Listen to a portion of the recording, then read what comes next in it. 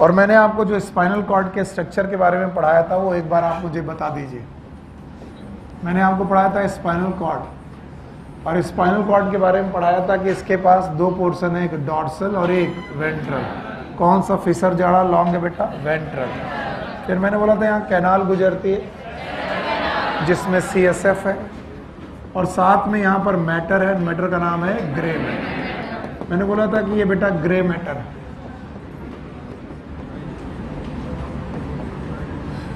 इसके अलावा peripheral portion है जहां पर आपको मिलेगा white matter. So you have to type of matter, one is known as grey matter, another one is known as white matter. फिर मैंने बोला था ग्रे मैटर और व्हाइट मैटर में आपको रिसेप्टर से कुछ बेटा नर्व्स मिलेंगी जो रिसेप्टर से चलेंगी और सेंसरी होगी। मैंने याद कराया था DS, डॉर्सल सेंसरी। और फिर मैंने बोला था मे बी यहाँ पर बीच में इंटर न्यूरॉन मिल जाए, और फिर यहाँ से आपको VM मिलेगा। What is VM?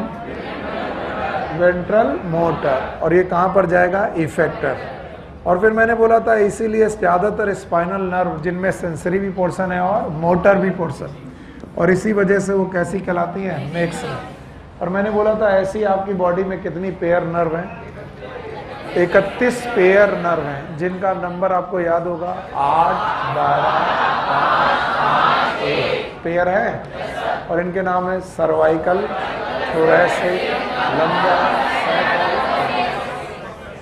तो आज बेटा स्पाइनल कॉर्ड की इन्हीं नर्व से रिलेटेड एक्चुअल टॉपिक जो मैंने कल नहीं पढ़ाया था, जो एक्चुअली NCERT में दिया गया, जो हमारे कोर्स में माना ही जाएगा क्योंकि NCERT में वो एक टॉपिक है, and that is known as reflex action and the reflex arc. Mix nerve क्या होती है? 5, 7, 9, 10, 11, 12 मिक्स नर्व नहीं है, वो मैंने देख लिया। 5, 7, 9, 10 केवल मिक्स हैं।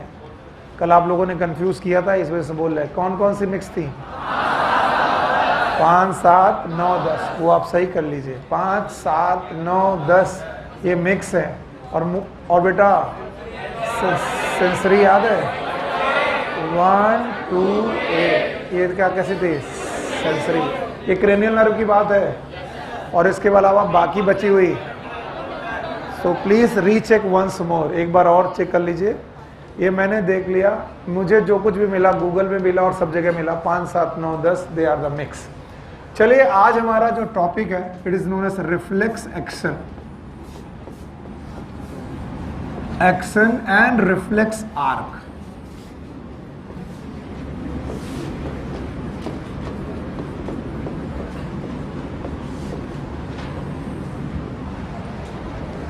याद रखना हमारा आज छोटा सा टॉपिक है, that is known as reflex action and reflex arc. Rajan ध्यान दो इधर।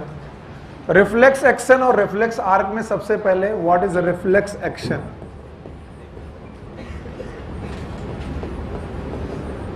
अगर आपसे कभी कोई पूछे व्हाट इज रिफ्लेक्स एक्शन, तो आप बताएंगे reflex action is a response. अगर आप इतना बोल पाए तो आप बहुत बोल रहे हैं। इट इज अ, फिर से बोलो। कभी मैं पूछूं रिफ्लेक्स एक्शन तो आप बोलेंगे it is a response. It is a response produce by CNS। By CNS। What is CNS? इसका मतलब ये दो जगह से प्रोड्यूस हो सकता है। बोलो कहां से? एक कहां से? ब्रेन, और एक कहां से? स्पाइनल। पर most of the reflexes they are produce from spinal cord. तो मोस्टली कहां से? Spinal cord. कोई ये बोले कि हमेशा स्पाइनल कॉर्ड से, बात सही नहीं। रिफ्लेक्स एक्शन कहीं का भी हो सकता है, ब्रेन का भी हो सकता है, स्पाइनल कॉर्ड का भी हो सकता है, लेकिन ज्यादातर समय पर स्पाइनल कॉर्ड। चलो what is reflex action? It is a response which is produced by CNS। पक्का? अब ध्यान सुनना, मैं कुछ पॉइंट लिखने वाला हूं, इनको लर्न करना है। एंड दिस रिस्पॉन्स इज, ये कैसा रिस्पॉन्स है? सर मान लिया रिस्पॉन्स सर पैदा हुआ CNS से या स्पाइनल कॉर्ड से, पर ये बाकी रिस्पॉन्स से अलग क्यों है? इसका नाम रिफ्लेक्स एक्शन क्यों है? तो बोला गया ये रिस्पॉन्स के पास 3 या 4 प्रॉपर्टी हैं।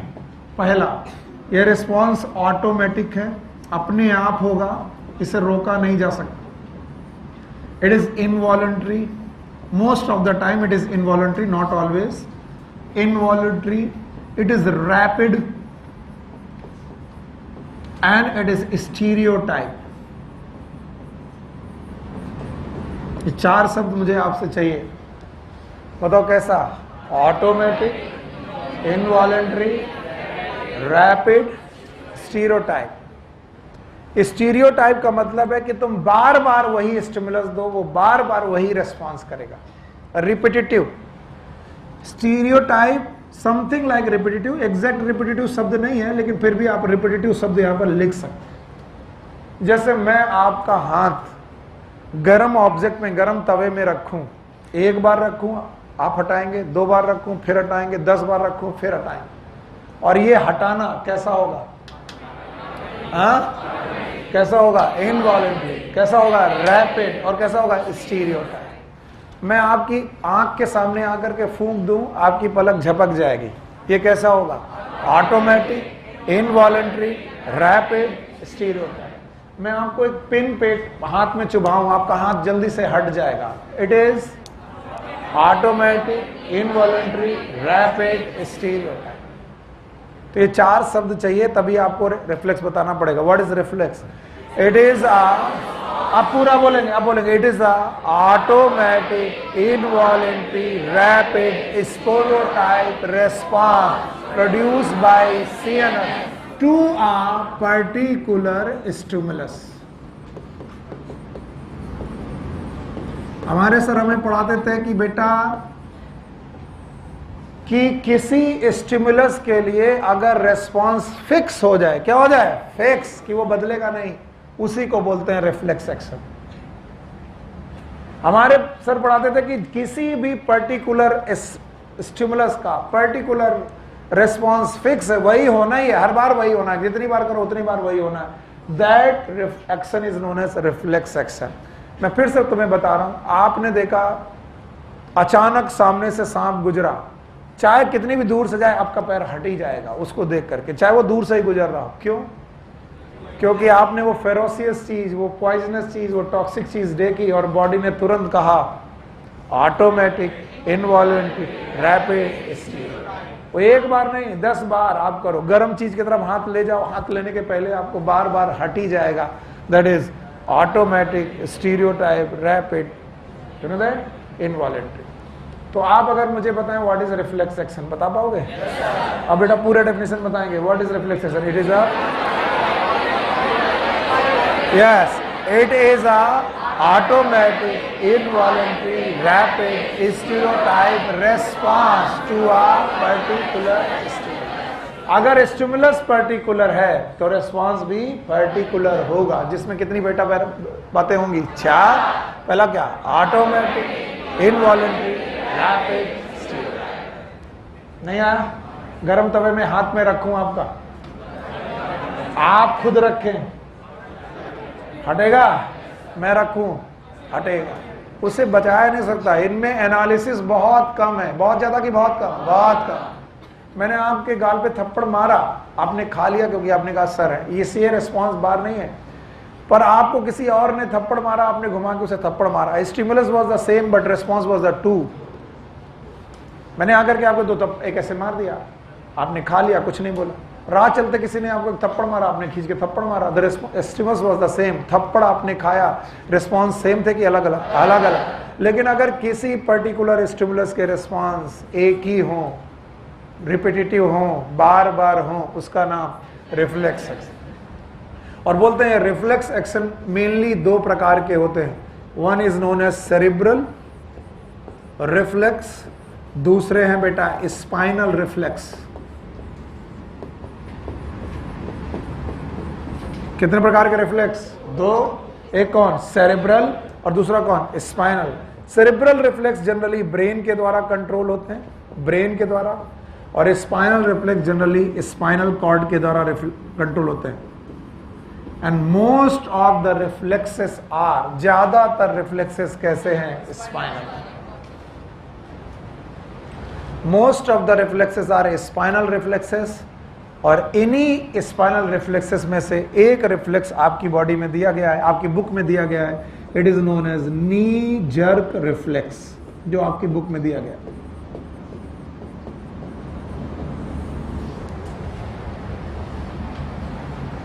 तो knee jerk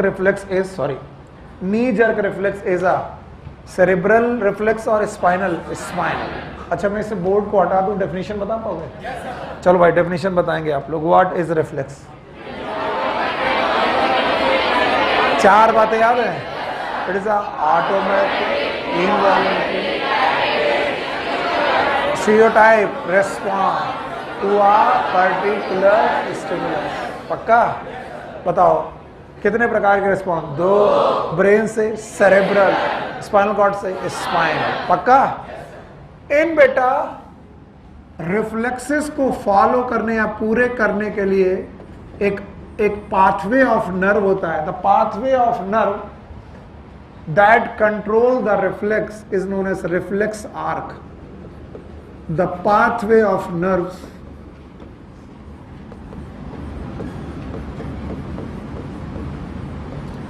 which control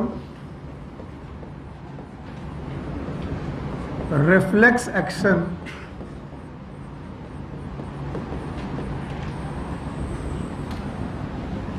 is known as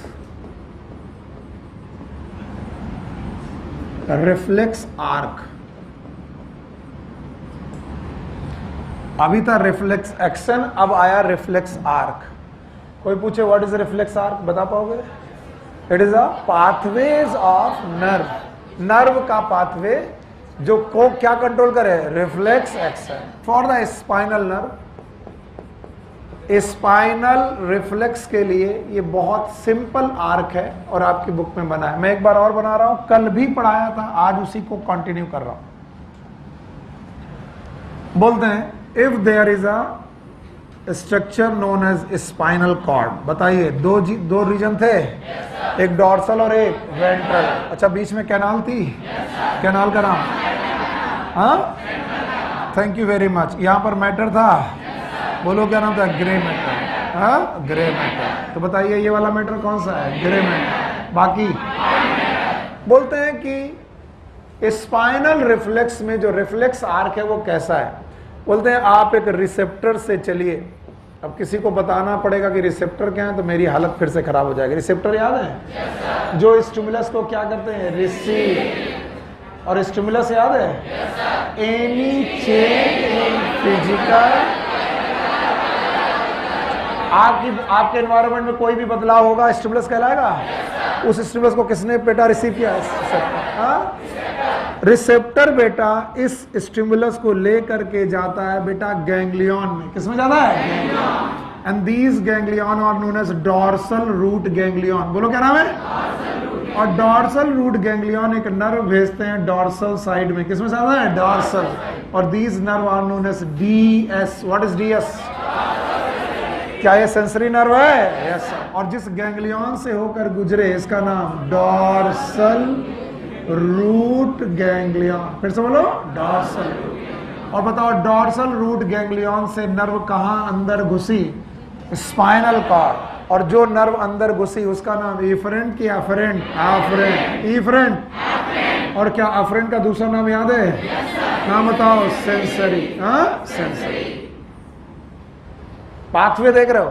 बोलो, पहले बोलना पड़ेगा रिसेप्टर, फिर सेंसरी नर्व, फिर बोलो सेंसरी नर्व, फिर स्पाइनल कॉर्ड, फिर बोलो स्पाइनल। और इस स्पाइनल कॉर्ड में पड़े हो सकते हैं इंटर न्यूरॉन। पड़े ही होंगे ये जरूरी? हो भी सकते हैं, नहीं भी हो सकते। इसमें पड़ा होगा इंटर न्यूरॉन। ये पड़े ही हो हमेशा जरूरी नहीं है, इंटर न्यूरॉन। और इन इंटर न्यूरॉन के साथ जंक्शंस बनेंगी जिन्हें बोलेंगे सिनैप्स। बोलो क्या? तो एक सिनैप्स बनेगा सेंसरी और इंटर न्यूरॉन के बीच में, और दूसरा बेटा सिनैप्स बनेगा एक दूसरी नर्व के बीच में। That nerve is known as motor nerve. फिर से बोलो। और मोटर नर्व इज अफरेंट की efferent? Efferent.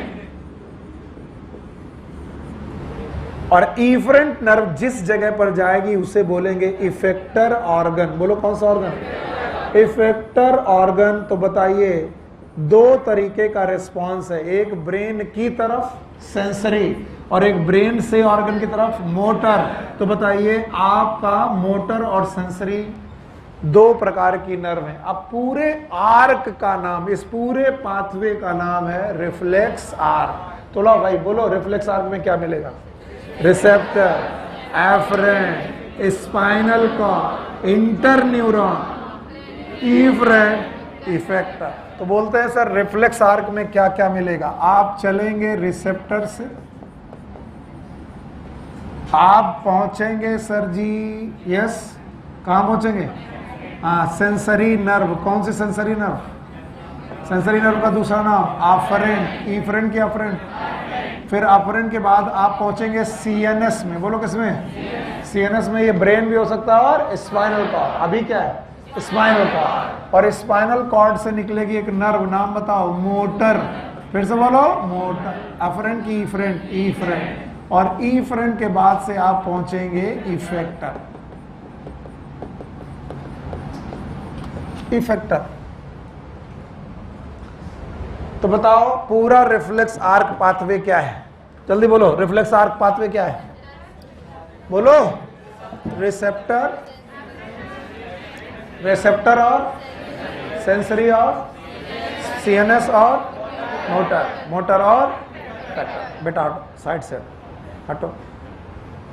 Everyone see it. अगर मैं एक थाई के ऊपर दूसरा पैर ऐसे रख करके बैठूं, हट जा बेटा, ये आएगा आगे सामने थोड़ा इधर। तो ये बोन है पटेला। बोलो कौन सी? दिस वन इज पटेला।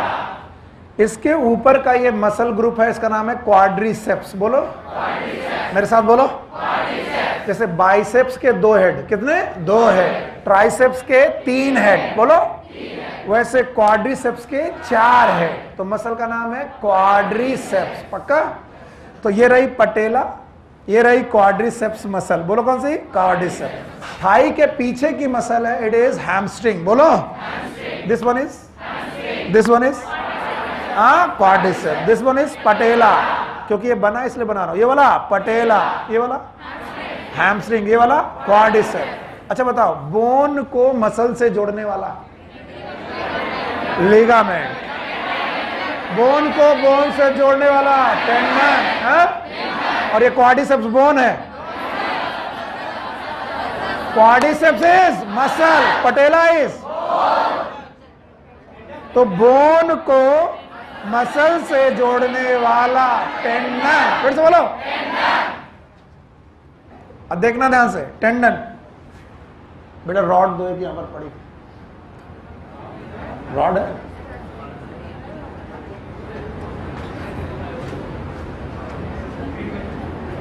ला इतने दिनों तक तुम लोग को मारा है, आज अपने आप को मार रहा है। ये जो पटेला बोन है, इस पर या फिर इन लिगामेंट पर और टेंडन पर मैं चोट मारूंगा। जैसे चोट मारूंगा मेरा पैर जर्क करेगा आगे की तरफ। फिर से ये देखिए, ये यस है। कोई वॉलंटियर? Please sit.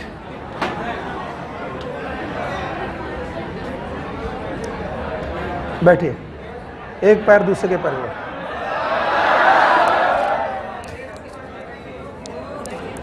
चप्पल उतारो। अरे रुको यार, हे कर रहे हो सकता है पहली बार में ना है।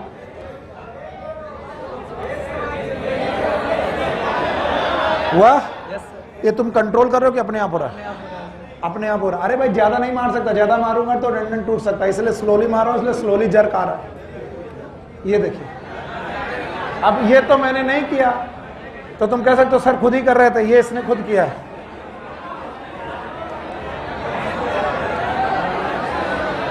It is known as knee jerk reflex. बोलो क्या नाम है? Knee jerk reflex. हाँ, अब सबको करना है। घर जाओ, एक दूसरे को बैठा लो और मारो और फील करो।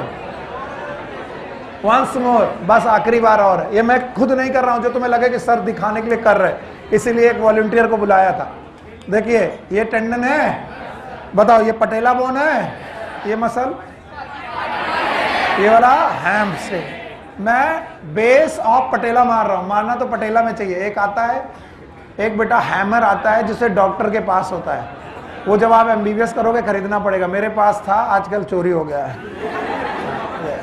ये देखिए, ये मैं नहीं, तुम सोच रहा सर ने हिला दिया है। आओ, हंस रही है प्लीज, अरे आओ, गर्ल्स भी देख लेंगी, पता लगा तुमने देखा था कि नहीं, वो तो बताएगा। आओ बेटी आओ, कोई नहीं, किसी की बदतमीजी करने की हिम्मत होगी तो थप्पड़ पड़ जाएगा। आ जाओ, you are just like my little, you know. मेरी बिटिया का नाम है वरु, वरिष्ठा, छोटी सी है, 3 साल की है, and she is just like Varishtha. आओ, मेरी बिटिया है, आओ बैठो। वो कह रही है ऐसा कैसे हो सकता है, ऐसा अब पता चलेगा, चलो यहाँ रखो पैर। अरे डर मत करो,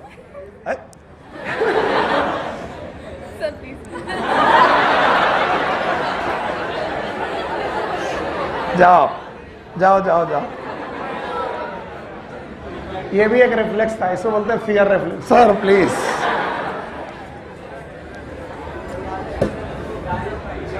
नहीं, सबसे ज्यादा शक इन्हीं को था, ऐसा थोड़ी ना, सर खुद ही कर रहे होंगे।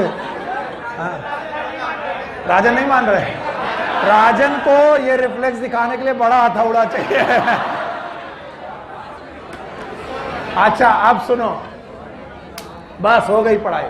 तुम लोग को ऐसे काम बड़े अच्छे लगते हैं, and whenever teacher do such type of things, क्या पढ़ाया भाई।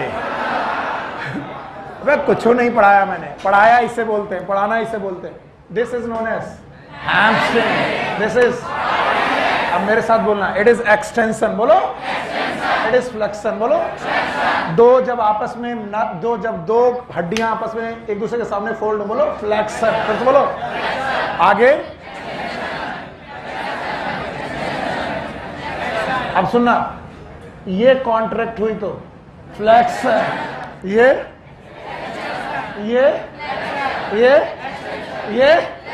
तो बताओ, मेरी थाई पर मेरी जो आगे वाला लिम्ब है वो फोल्ड हो रहा, किस वजह से? दो, या तो फ्लेक्शन या तो एक्सटेंशन। फोल्ड हुआ तो एक्सटेंड हुआ तो बताओ, फोल्ड करने के लिए कौन सी मसल? पता ही नहीं है। अरे सुन लो, आपकी बुक में बनी है, किसी भी दिन क्वेश्चन आ गया तो बोलोगे एनसीईआरटी के बाहर का है, और बोलेंगे डायग्राम बना के दिया था तुम्हारे टीचर ने, काहे नहीं पढ़ाया। बोलो ये कौन सी मसल है? ये वाली। अब बोलो क्वाड्रिसेप्स कांटेक्ट हुई तो, और फ्लेक्शन, एक्सटेंशन। अब जरा नी जर्क रिफ्लेक्स में देखो क्या हो रहा है। जैसे ही मैं मार रहा हूं, आपका पैर फ्लेक्स हो रहा कि एक्सटेंड? एक्सटेंड। फ्लेक्स की एक्सटेंड। इसका मतलब मैं चाहता हूं मेरी थाई मसल की पीछे वाली मसल कॉन्ट्रैक्ट हो कि रिलैक्स? रिलैक्स। और आगे वाली कॉन्ट्रैक्ट। अब कुछ लोग तो इसी में सोचेंगे ऐसा कैसे, 3 बार बोल चुका हूं। बताओ, ये वाली मसल एक्सटेंशन, ये वाली फ्लेक्शन, ये वाली। और मेरी नी जर्क रिफ्लेक्स में एक्चुअली हो क्या रहा है? नी पर जर्क दो तो बताओ प्लायर क्या होता है? एक्सटेंड। बोलो, तो एक्सटेंशन के लिए कौन कांटेक्ट करनी पड़ेगी? क्वाड्रिसेप्स। कौन रिलैक्स करनी पड़ेगी? अगर मैंने दोनों को कांटेक्ट कर दिया तो बेटा स्पाज्म हो जाएगा। इसे रिलैक्स करो, इसे कांटेक्ट करो, इसे रिलैक्स करो, इसे कांटेक्ट करो, क्या होगा? फ्लेक्शन। यस और नो? तो बताओ, हमारे पास एक रिफ्लेक्स है जिसका नाम है नी जर्क रिफ्लेक्स। 5 मिनट बर्बाद कर दिए उसे समझाने के लिए, अब भी नहीं आया तो गड़बड़ हो जाएगा। कौन सी बोन? पता नहीं, पटेला। फिर से बोलो। और अपनी एनसीईआरटी बुक देखो, और जहां रिसेप्टर लिखा हो रिसेप्टर ही लिखना। अब मैं उस पूरे के नी जर्क रिफ्लेक्स को बनाने की कोशिश कर रहा हूं। Let suppose this bone is a patella, this is a tendon. Now यहां से एक टेंडन निकला, कोशिश कर रहा हूं कि एनसीईआरटी वाली चीजें तुम्हें दिख जाएं। यहां पर ग्रुप ऑफ मसल है, and that group of muscle is known as quadriceps. बोलो, अगर मन ना करे तो इसे बोल देना थाई मसल, बोलो थाई मसल। ये रही पटेला, और जहां जहां जो जो लिखा है लिख लेना। थाई की बैक साइड पर भी एक मसल है, the group of muscle is known as hamstring. बोलो क्या नाम है? हैमस्ट्रिंग। यहां पर भी एक मसल है, ये थाई मसल। हुआ क्या, आपने पटेला बोन पर पटेला के बोन पर आपने एक स्ट्राइक किया, आपने बेटा हैमर स्ट्राइक किया, और ये हैमर आपको मालूम है ये मेडिकल हैमर है। आपने इस हैमर से पटेला को स्ट्राइक किया। जैसे ही पटेला को किया वैसे ही आपका जो लेग है, ये जो फुट है, ये आगे की तरफ एक्सटेंड हुआ। एक्सटेंड होने का मतलब है ये वाली मसल कॉन्ट्रैक्ट करे और ये वाली रिलैक्स, रिलैक्स। पर जैसे ही आपने हैमर यहां पर मारा, यहां पर पड़े थे रिसेप्टर, लिखा होगा देख लो, लिखा है रिसेप्टर। जैसे आपने चोट मारी टेंडन में पड़ी, टेंडन से पहुंची क्वाड्रिप्स मसल, और क्वाड्रिसेप्स मसल पे पड़े हैं रिसेप्टर। रिसेप्टर से एक नर्व निकली, देखो निकल के जा रही है, जा रही है, कहां गई? एफरेंट की इफरेंट, आफरेंट बनी होगी, अफरेंट। आफरेंट नर्व गई और ये बेटा घुसी आपके स्पाइनल कॉर्ड में। चलिए बनाइए स्पाइनल कॉर्ड, हो सकता है कि बनी जाए तुम्हारा काम। चलो पहले स्पाइनल कॉर्ड बनाओ। बीच में कैनाल, सेंट्रल कैनाल, डॉर्सल की वेंट्रल, डॉर्सल, ये वाला वेंट्रल। अच्छा बताओ जल्दी जल्दी मुझे बताओ, ये वाला मैटर कौन सा है? ग्रे मैटर, और ये वाला व्हाइट मैटर। यहाँ पर एक गैंग्लियन बना है, क्या लिखा है? Dorsal root ganglion. बना है कि नहीं? नहीं लिखा है। हाँ, तो जो भी मैं पढ़ा रहा हूँ एनसीईआरटी के बाहर नहीं है, आपकी एनसीईआरटी में लिखा। ये बात और है कि थ्योरी में नहीं लिखा। डॉर्सल रूट गैंग्लियन में आपकी एफरेंट नर्व एंट्री कर गई। एफरेंट नर्व एंट्री करने के बाद पहुंची और इसने 2 ब्रांचेस निकाली। देखोगे ध्यान से तो नीली नीली कलर की 2 ब्रांचेस निकली हैं। इनमें से एक नर्व बिना इंटर न्यूरॉन के, विदाउट इंटर न्यूरॉन के सिनेप्स बनाएगी। ये बिना इंटर न्यूरॉन के सिनेप्स बनाएगी और वेंट्रल साइड से निकलेगी और फिर से घुस जाएगी इसी मसल में। मसल का नाम है क्वाड्रिसेप्स। फिर से बोलो। तो क्वाड्रिसेप्स इफेक्टर भी काम करेगी और रिसेप्टर भी काम करेगी। पहला काम ये रहा इफेक्टर। फिर दूसरा बेटा जो कनेक्शन बना है वो इंटर न्यूरॉन के साथ बना है। लिखा होगा इंटर न्यूरॉन, लिखा है? कुछ नहीं देख पा रहे हो, इंटर न्यूरॉन लिखा है। फिर इंटर न्यूरॉन के साथ यहां से दूसरी मसल, तो दूसरी नर्व चलेगी, और ये जो दूसरी नर्व चलेगी ये जाएगी आपके हैमस्ट्रिंग ग्रुप ऑफ मसल पे। बोलो कहाँ? हैम। और बुक ने यहां पर इफेक्टर लिखा है, तो आप लोग उससे ऊपर वाले को इफेक्टर समझ ही नहीं पाते हो। तो बोलो और पहले रिफ्लेक्स आर्क कंप्लीट करो, करो कंप्लीट। बोलो कहां से? रिसेप्टर, आफरेंट, सीएनएस, सीएनएस मतलब स्पाइनल कॉर्ड, हाँ स्पाइनल कॉर्ड। और फिर इसके बाद मोटर, ये वाला अफरेंट की इफरेंट, इफरेंट, हाँ। और बताओ ये वाला अफरेंट की इफरेंट, इफरेंट। तो बताओ इफरेंट एक नर्व आई है कि 2? और दोनों स्पाइनल कॉर्ड से आई है। तो देखो आर्क पूरा हुआ। पहला आर्क पूरा करो। देखो कहां से? Receptor, afferent, CNS, efferent, effector. चलो बोलो। Receptor, afferent, CNS, efferent, effector. चलो दूसरा इसके साथ। Receptor, afferent, CNS, efferent, effector. Yes और नो? अब ध्यान सुनना। अब इस वाले इफरेंट ने हैमस्ट्रिंग मसल को इनहिबिट किया। इनहिबिट किया इसका मतलब इनहिबिटरी रिस्पांस, मतलब ये कॉन्ट्रैक्ट करें कि रिलैक्स, रिलैक्स। और इस मसल को बेटा स्टिमुलेट किया है। स्टिमुलेट का मतलब है बेटा ये कॉन्ट्रैक्ट करे कि रिलैक्स, कॉन्ट्रैक्ट। तो बताओ ये मसल कॉन्ट्रैक्ट हुई, ये मसल कॉन्ट्रैक्ट हुई तो क्या खिंचा? पटेला। पटेला खींचा तो नीचे वाली बेटा ने मसल्स खींची। बताओ पैर क्या हुआ? एक्सटेंड। बोलो एक्सटेंड। घर जाके करना। बताओ 2 प्रकार के movement, one is flexion, extension. Flexion, extension. Flexion के लिए कौन सी मसल? हैमस्ट्रिंग। एक्सटेंशन के लिए क्वाड्रिसेप्स। तो इस तरीके से आपके पास आर्क बना, और इस आर्क का नाम है रिफ्लेक्स आर्क। और आप जितनी बार मारोगे उतनी बार एक्सटेंड होगा। ऐसा नहीं कि सुनील सर मार रहे हैं, पैर नहीं हिलना चाहिए, मैं इनको बैठा दूं, मैं मार रहा हूं, पैर नहीं हिलना चाहिए। बोले नहीं सर वो तो हिलेगा, क्योंकि जैसे ही हथौड़ा पड़ेगा ये पूरा आर्क अपने आप काम करेगा। और 4 बातों पर, बोलो याद है? पहला ऑटोमेटिक, ये रोक नहीं सकते, इनवॉलेंट्री, रैपिड, स्टीरियोटाइप रिपीटिटिव है, और ऐसे रिस्पॉन्स पहले से ही बने हुए रखे हैं। इस तरीके के रिस्पॉन्सेस को ही हम लोग बोलते हैं रिफ्लेक्स एक्शन। बोलो, और रिफ्लेक्स एक्शन को पूरे करने वाले पाथवेज का नाम रिफ्लेक्स आर्क। फिर से बोलो, मेरे बच्चे अगर बिना देखे बता पाओगे आर्क में क्या है तो मुझे अच्छा लगेगा। बोलो, रिसेप्टर, ऑफरेंट, सीएनएस, इफरेंट, इफेक्टर। पक्का? एंड देयर मे और मे नॉट बी इंटरन्यूरॉन। रख दो चुपचाप। इंटरन्यूरॉन हो भी सकता है और नहीं भी हो। अगर इंटरन्यूरॉन हुआ तो दो सिनेप्स बनेंगे, एक बेटा अफरेंट और इंटरन्यूरॉन के बीच में, और एक इंटरन्यूरॉन और इफरेंट के, and that's why it is known as bisynaptic reflex arc. बोलो, और अगर बेटा इंटरन्यूरॉन नहीं है तो केवल एक सिनेप्स बनेगा, अफरेंट और इफरेंट। तो बताओ, जो बेटा नर्व जा रही है क्वाड्रिसेप्स से और वापस आ रही क्वाड्रिसेप्स में, वो बताओ मोनोसिनेप्टिक है कि बाइसिनेप्टिक? एनसीईआरटी देखो तभी आएगा। एनसीईआरटी में देख के बताओ, जो क्वाड्रिसेप्स से गई और क्वाड्रिसेप्स को लौटी, बताओ वो डाइसिनेप्टिक कि मोनोसिनेप्टिक? मोनोसिनेप्टिक। और जो क्वाड्रिसेप्स से गई और हैमस्ट्रिंग में लौटी, इट इज मोनोसिनेप्टिक, बाइसिनेप्टिक? बाइस।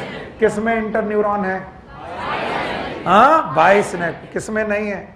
मोनोसिनेप्टिक। और जिस दिन भी ये क्वेश्चन बना, पता नहीं कब बनेगा, जिस दिन छक जाएंगे नॉर्मल क्वेश्चन बनाते बनाते, उस दिन वो डायग्राम में घुसेंगे और उस दिन पूछेंगे और तुम बोलोगे सर ये तो एनसीईआरटी में लिखा ही नहीं है, तो वो बताएंगे देखो एक है मोनोसिनेप्टिक और एक है बाइसिनेप्टिक। इवन वो ये तक पूछ सकते हैं कि बताओ किस रिफ्लेक्स आर्क में इंटरन्यूरॉन का काम है? कौन से वाले में? हैमस्ट्रिंग वाले में कि क्वाड्रिसेप्स वाले में? हाँ, hamstring. And it is very evident by your diagram. अपने डायग्राम को ध्यान से देखो और इस तरीके से इसमें पढ़ने की कोशिश करो। रिफ्लेक्स आर्क वैसे कुछ भी नहीं है रिफ्लेक्स आर्क में। जब पढ़ूंगा तो मैं लगेगा इतना कम दिया सर ने, बहुत ज्यादा पढ़ा दिया। मैं पढ़ रहा हूं, देखो reflex arc. You must have experience sudden withdrawal of body part which come in contact with object that are extremely hot, cold, pointed और एनिमल दैट आर स्कैरी और पॉइजनस। आप किसी खतरनाक जानवर को देख लो, नुकीली चीज पे हाथ पड़ जाए, गर्म चीज पे हाथ पड़ जाए, ठंडी चीज पे हाथ पड़ जाए, अचानक आपका हाथ विथड्रॉ हो जाता है या पैर विथड्रॉ हो जाते हैं। Okay, the entire process of response to a peripheral nervous stimulus occur involuntary without conscious effort or thought and require the involvement of part of central nervous system is known as reflex arc। मैंने इसके 4 point बोले थे, याद है? It was rapid, involuntary, अच्छा ये अपने आप होगा और हमारा इस पे कोई कंट्रोल नहीं। रैपिड होगा। आगे चलिए, अगला पॉइंट पढ़ रहा हूं मैं। The reflex pathway comprises at least, कम से कम क्या चाहिए? एक अफरेंट, एक इफरेंट, एक रिसेप्टर और एक इफेक्टर। कम से कम 4 चीजें चाहिए। देखो लिखा होगा, require at least 1 afferent neuron, जो कहां से आ रहा है? रिसेप्टर, ब्रैकेट में लिखा रिसेप्टर, एंड 1 इफरेंट न्यूरॉन, जो कहां जा रहा है? इफेक्टर। ओके, आगे चल रहे, neuron appropriately arrange in a series. तो बताओ सीक्वेंस बताओ, मिनिमम सीक्वेंस बताओ। Receptor, afferent, CNS, efferent, effector. आगे लिखो, आगे क्या लिखा हुआ? The afferent neuron receive a signal from the sensory organ and transmit the impulse via dorsal nerve root into CNS. What it is? Dorsal root ganglion. आ गया? What is DSVM? Dorsal sensory. Pal साहब कहाँ हो? DSVM, dorsal sensory ventral motor. याद आया? आगे चलो। At the level of spinal cord, the efferent neuron then carries signal from CNS to the effector. The stimulus and response thus form a reflex arc shown below in the knee jerk reflex। नाम भी दिया है, बोलो क्या नाम है? knee jerk reflex। You should carefully study। और उन्होंने बोल दिया you should, हाँ, क्योंकि किसी भी दिन क्वेश्चन पूछेंगे डायग्राम से। carefully study to understand the mechanism of knee jerk reflex। और किसी ने इसमें लिखा है भयंकर इंपॉर्टेंट। दुनिया में हर चीज इंपॉर्टेंट है, चाहे वो भयंकर हो। ये क्या लिखने का तरीका है? भयंकर क्योंकि आता नहीं है। अच्छा, उन्होंने बोला यू शुड स्टडी केयरफुली। कैसे? केयर। और तुम केयरफुली स्टडी कर पाओगे? नहीं। बताओ, कौन सी मसल है ये? क्वाड्रिसेप्स। केयरफुली में पढ़ा ये कौन? क्वाड्रिसेप्स। ये हैम्स्ट्रिंग, ये वाली पटेला है। पटेला बोन के नीचे मारा, एक्सेंट हुआ, कौन कॉन्ट्रैक्ट हुई? क्वाड्रिसेप्स। कौन रिलैक्स हुई? हैमस्ट्रिंग। रिफ्लेक्स का नाम नी जर्क रिफ्लेक्स। एक मोनोसिनेप्टिक है और एक बाइसिनेप्टिक। इंटरन्यूरॉन किसकी तरफ जा रहा है? बाइसिनेप्टिक। कौन सी मसल की तरफ? हैमस्ट्रिंग। तो डायग्राम में केयरफुली का मतलब समझ लो, देख लो, कभी भी आ सकता है। हटा दें? हटा दे रहे। अब सुनो, reflex can be of two type. ये एक्स्ट्रा है, पढ़ा दें? नहीं सर, पढ़ाएंगे तो है ही है, क्वेश्चन आता है। रिफ्लेक्स दो प्रकार के होते हैं। Reflex action can be of two types. One is known as unconditional reflex.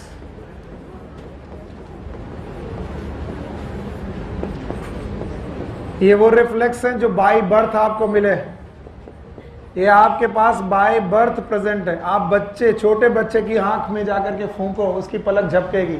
अभी आप बड़े बच्चे हो गए, अभी भी आपके आंख के सामने कोई फूके, पलक झपक जाएगी। यस, छोटे बच्चों में कुछ रिफ्लेक्सेस होते हैं जो बड़े आते आते खत्म हो जाते हैं। जैसे छोटे बच्चे के हाथ में उंगली रखो, तुरंत आपको पकड़ लेगा, इट इज अ रिफ्लेक्स। लेकिन अभी आप किसी के हाथ में रखो, बोले कंटाप देंगे। ये क्या कर रहे हो? Yes, okay. आप अभी किसी छोटे बच्चे, करना नहीं। अगर आप किसी छोटे बच्चे को, अरे नहीं मैं नहीं बताऊंगा, हाँ, पर करना नहीं। आप किसी छोटे से बच्चे को अचानक ग्रेविटी की तरफ ले जाओ, ऐसे पकड़ने के बाद छोड़ना मत, अचानक ले जाओ उसके हाथ। It is reflex. ये क्या है? रिफ्लेक्स। मतलब करके देखते हैं। हाँ, इट इज रिफ्लेक्स। हवा में उठाने पर भी ऐसा होगा, प्लीज मत करना। बोले कौन पढ़ाया था? सुनील सर। तो एक दिन उठाया, फिर बोलने लगा हाँ मम्मी, फोन आ गया, बच्चा ऊपर गया, फोन में लगे हाँ मम्मी, तब तक नीचे आ गया। तो कंडीशन रिफ्लेक्स वो रिफ्लेक्स होते हैं जो बचपन से, सॉरी अनकंडीशन, और कुछ रिफ्लेक्स होते हैं कंडीशनल रिफ्लेक्स। कंडीशनल रिफ्लेक्स वो रिफ्लेक्स होते हैं, या फिर कंडीशनड रिफ्लेक्स बोलते हैं इन्हें। सुन लो भाई, जो हम बाय द टाइम सीखते हैं, लर्निंग प्रोसेस से सीखते हैं। कंडीशन रिफ्लेक्स के जनक थे पावलोव, डॉक्टर पावलोव। नाम सुना होगा? हाँ, नहीं सुना? वो कुत्ते को खाना देते थे और खाना देते ही कुत्ते की लार टपकती थी। ये तो ऑब्वियस है। सुन लो पहले, पूरा हमें करने दो, तुम मत करो, नहीं तुमको घंटी याद रहेगी और कुत्ता नहीं याद रहेगा। देखो ये तो नॉर्मल प्रोसेस है। कुत्ते के सामने खाना रखो, सलाइवेशन होना, it's a normal reflex. Sir आपने कुत्ते को खाना दिया, उसका लार टपक गई। अब वो करते क्या थे कि जब भी वो खाना देते थे घंटी बजाते थे। खाना दिया, घंटी बजाया, कुत्ते ने देखा ओके खाना आ रहा, लार टपकी। अगली बार घंटी बजाई, खाना दिया, फिर लार टपकी। घंटी बजाई, खाना दिया, सलाइवेशन होता रहा। एक समय ऐसा आया कुत्ता घंटी के साथ रिलेट कर गया, उसको लग रहा कि घंटी बजने पे खाना मिलता है। अब पावलोव ने खाना देना बंद कर दिया और केवल घंटी बजाए, सलाइवेशन। घंटी बजाए, सलाइवेशन। खाना देख के सलाइवेशन इज गुड, लेकिन घंटी बजा करके सलाइवेशन इज कंडीशनड रिफ्लेक्स। तो उन्होंने कहा मैंने अपने कुत्ते को कंडीशन कर दिया कि जब घंटी बजेगी सलाइवेशन होगा। ये बताया बचपन से था? बचपन से खाना देख करके सलाइवेशन था, लेकिन बाद में आकर घंटी बजाने से रिफ्लेक्स हो गया। इसका मतलब एक कंडीशन रिफ्लेक्स है। कंडीशन रिफ्लेक्स में कुछ रिफ्लेक्सेस हैं, जैसे कि ड्राइविंग, साइकिलिंग। जब आपने पहली बार साइकिल चलाई थी, कितने लोगों ने साइकिल चलाना सीखा है कभी भी? अच्छा, गुड, वेरी गुड। पर दुनिया की सबसे खतरनाक सवारी है साइकिल। ये अपना अपना बचपन याद करो। पापा कहते थे पागल पैडल देख, तो तुम पैडल देखते थे। फिर वो कहते सामने देख, तो तुम पैडल सामने देखते थे। अभी वो थप्पड़ मारते थे, तो तुम कंफ्यूज, प्रॉब्लम क्या है पापा? कभी कहते हो पैडल देखो, कभी कहते हो सामने, तो बोले तो सामने देखो और पैडल चल रहा है, और तब तक तुम भूल गए कि पैर भी चलाना है। अच्छा, 2-3 दिन तक तो आपने ऐसा किया, एक दिन अचानक आपके पापा ने आपको छोड़ दिया साइकिल के साथ, बोले पापा, एक दिन तो पापा पे he was the learning process. लेकिन एक समय जब आप चलाने लगे और जब आप चलाना सीख गए, एक हाथ, आजकल जो हो रहा है, एक हाथ से हाथ पकड़ा है, कई बार दोनों हाथ पकड़े, एक में मोबाइल, एक में खाना, साइकिल चल रही, बतिया भी रहे। जब कार चलाना सीखते हैं तो अक्सर क्या होता है कि बंदे से बोलो एक्सीलरेटर लो, ब्रेक लेता है, और सामने आएगी दीवार, अरे ब्रेक मार, वो एक्सीलरेटर दबा, गाड़ी रुकने की बजाय धड़ाम। पर एक समय ऐसा आता है कि सुनील सर बेटा मोबाइल में बात भी कर रहे हैं, क्वेश्चन भी डिस्कस कर रहे हैं, ब्रेक भी लग रही है, स्टीयरिंग भी चल रही, साथ में बगल में कोल्ड ड्रिंक भी रखी पी रहे, अचानक इतनी चीजें, इट इज कंडीशन्ड रिफ्लेक्स। और सुनो, ये सारी बातें इसलिए बता रहा हूं कि conditioned reflex can be learn. और हमारे सर हैं, गुरुदेव हैं, वो कहते हैं कि सुनील, जिस दिन तुम्हारी स्टडी रिफ्लेक्स में आ जाएगी, सिलेक्शन हो जाएगा। जिस दिन मैं क्वेश्चन पूछूं और रिपीटेटिव जवाब वही है, इतना भयानक लर्न है भाई साहब कि क्वेश्चन पूछा नहीं, जवाब फट से। It is known as reflex. कई बार मैं पढ़ाते पढ़ाते पूछता किसी और से हूं, पूछता हूं राजन से, आवाज उधर से आती, because it go into reflex. वो समझ नहीं पा रहा कि राजन से पूछा जा रहा हो, किसी ने बोल दिया जवाब, क्योंकि आपके रिफ्लेक्स में आ गई। और चीजें रिफ्लेक्स में तभी आती हैं जब आप रिपीटेटिव हो। क्या हो? रिपीटेटिव। बताओ, पावलोव ने खाना एक बार दिया था कि बार बार? बार बार। तो याद रखना, अगर आप रिफ्लेक्स में चीजें चाहते हो कि आंसर अपने आप, देखते ही क्वेश्चन आंसर अपने आप आ जाए, सोचना ना पड़े, तो याद रखना आपको थोड़ा रिपीटेटिव होना पड़ेगा। और इसीलिए सुनील सर कहते हैं 1 विजन 3 रिवीजन। इससे आप क्या होते हो? रिपीटेटिव। और जब रिपीटेटिव होते हो तो आपकी चीजें धीरे धीरे रिफ्लेक्स में आती, समझ रहे हो? तो आपका रिवीजन, कई बार बोलते हैं बहुत अच्छा पढ़ा, सिलेक्शन नहीं होगा। जो लोग मुझसे बोलते हैं कि बहुत अच्छा पढ़ने के बाद बहुत अच्छे से रिवाइज किया, यकीन मानिए जिनका रिवीजन अच्छा है उनके सिलेक्शन के चांसेस सबसे ज्यादा हैं। और कुछ बच्चे तो मैंने ऐसे देखे जिनके टॉपिक बहुत अच्छे तैयार हैं, लेकिन उन्हें 1 हफ्ते पढ़ने मत दो एग्जाम के 1 हफ्ते पहले, वो कुछ भी नहीं कर पाते, क्योंकि कहते हैं सर 1 हफ्ता दे देते, बस रिवीजन एक बार कर लेते, चीजें हमें सही से मिल जाती। और खुद अपने आप से पूछो, तुम्हें कुछ टॉपिक हैं जो हर बार भूल जाने हैं, लेकिन तुम्हें केवल आधा घंटा दे दिया जाए, उन टॉपिक के वो फार्मूले तुम्हें दिख जाएं, एंड देन आपको लगता है अब पेपर सही जाएगा। और अगर वो ना देखने दिया जाए तो आपका पेपर सही जाता है कि खराब। मैं फिर आपसे बोल रहा हूं, कैसे भी करो, मेरे साथ करो, अपने साथ करो, किसी और के साथ करो, रिवीजन जरूर करो चीजों का। सिलेक्शन नहीं होगा बिना रिवीजन। ये बात आपके रिफ्लेक्स में आने के लिए मैं इसे 3 बार दोहरा रहा हूं, बिना रिवीजन के सिलेक्शन नहीं होगा।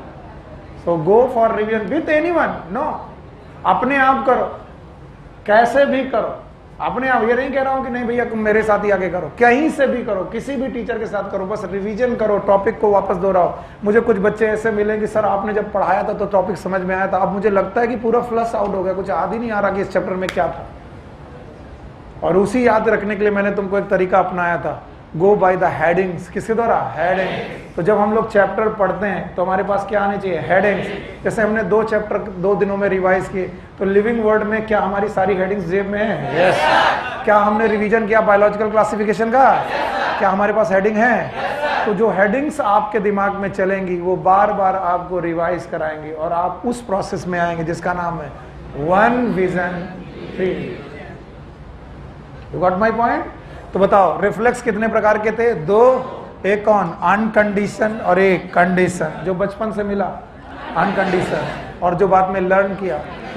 बताओ, driving is condition, cycling is condition, लेकिन बेटा जो आपका नी जर्क है अनकंडीशन। बोलो अनकंडीशन। चलिए इसके बाद नर्वस सिस्टम खत्म हो जाता है, आगे टॉपिक आता है सेंसरी रिसेप्शन। सेंसरी रिसेप्शन, ये छोटा सा टॉपिक आता है, इसे समझिए। एंड प्रोसेसिंग, थोड़ा सा शब्द और लिखा है, सेंसरी रिसेप्शन एंड प्रोसेसिंग। वैसे हम लोगों ने अलग अलग प्रकार के ग्रंथों में पढ़ा है कि हमारे पास 5 ज्ञानेंद्रियां हैं। कितनी ज्ञानेंद्रियां? 5 ज्ञानेंद्रियां दिया है। बोलो, अभी मैं उन 5 ज्ञानेंद्रियों के नाम यहां लिख रहा हूं, आप पहले उन्हें समझिएगा और फिर मुझे भी बताइएगा। ओके, सेंसरी रिसेप्शन में सबसे पहला टॉपिक आता है रिसेप्टर। मेरे बच्चे, इसका जवाब आपसे चाहिए मुझे। What is receptor? आप मुझसे बोलेंगे इट इज अ सेल, बोलो। इट इज अ टिश्यू, बोलो। It is a organ, it is a organ, बोलो। It is a tissue organ, फिर से बोलो। It is a cell tissue organ that can receive the stimulus and send it to the CNS। क्या? CNS। What is receptor? Please बोलिए। It is a cell tissue और organ, okay, which can receive the stimulus and can send it to CNS। और CNS में एक लोग कि 2 लोग? एक कौन? स्पाइनल कॉर्ड और एक brain. Those cells, those tissues, those organ are known as receptor। उन्हीं कोशिकाओं, उन्हीं टिश्यूज, उन्हीं ऑर्गन का नाम रिसेप्टर है। और वो रिसेप्टर टोटल आपकी बॉडी में 5 प्रकार के हैं। सबसे पहला रिसेप्टर जो आपको आना चाहिए, आप ध्यान से सुनेंगे, आएगा आपको, and it is known as tactile receptor. Tactile receptor, also known as touch receptor।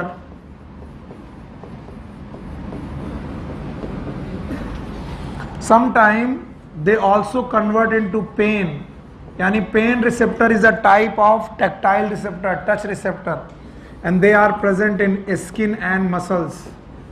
Skin mainly, touch receptor में pain तो हटा दो, केवल touch receptor समझो। Skin में present tactile receptor। दूसरे प्रकार के रिसेप्टर हैं, इन्हें बोलते हैं कीमो रिसेप्टर। आपकी बॉडी कुछ केमिकल को रिसीव कर सकती है, these are known as chemo receptor. और कीमो रिसेप्टर में 2 लोग आते हैं, एक आती है स्मेल और एक आता है टेस्ट। टेस्ट को रिसीव करना, केमिकल को रिसीव करना है। स्मेल को रिसीव करना भी केमिकल को रिसीव करना है। स्मेल के रिसेप्शन को बोलते हैं बेटा, it is known as olfactory receptor. Olfactory receptor. और इस ऑल्फैक्टरी रिसेप्टर के लिए भगवान ने हमें एक ऑर्गन दिया है, नाम है नोज, नाक। टेस्ट के लिए भगवान ने हमें दिए हैं गस्टेटरी रिसेप्टर। शब्द याद रखना, गस्टेटरी। और गस्टेटरी रिसेप्टर के लिए भगवान ने हमको दिया टंग।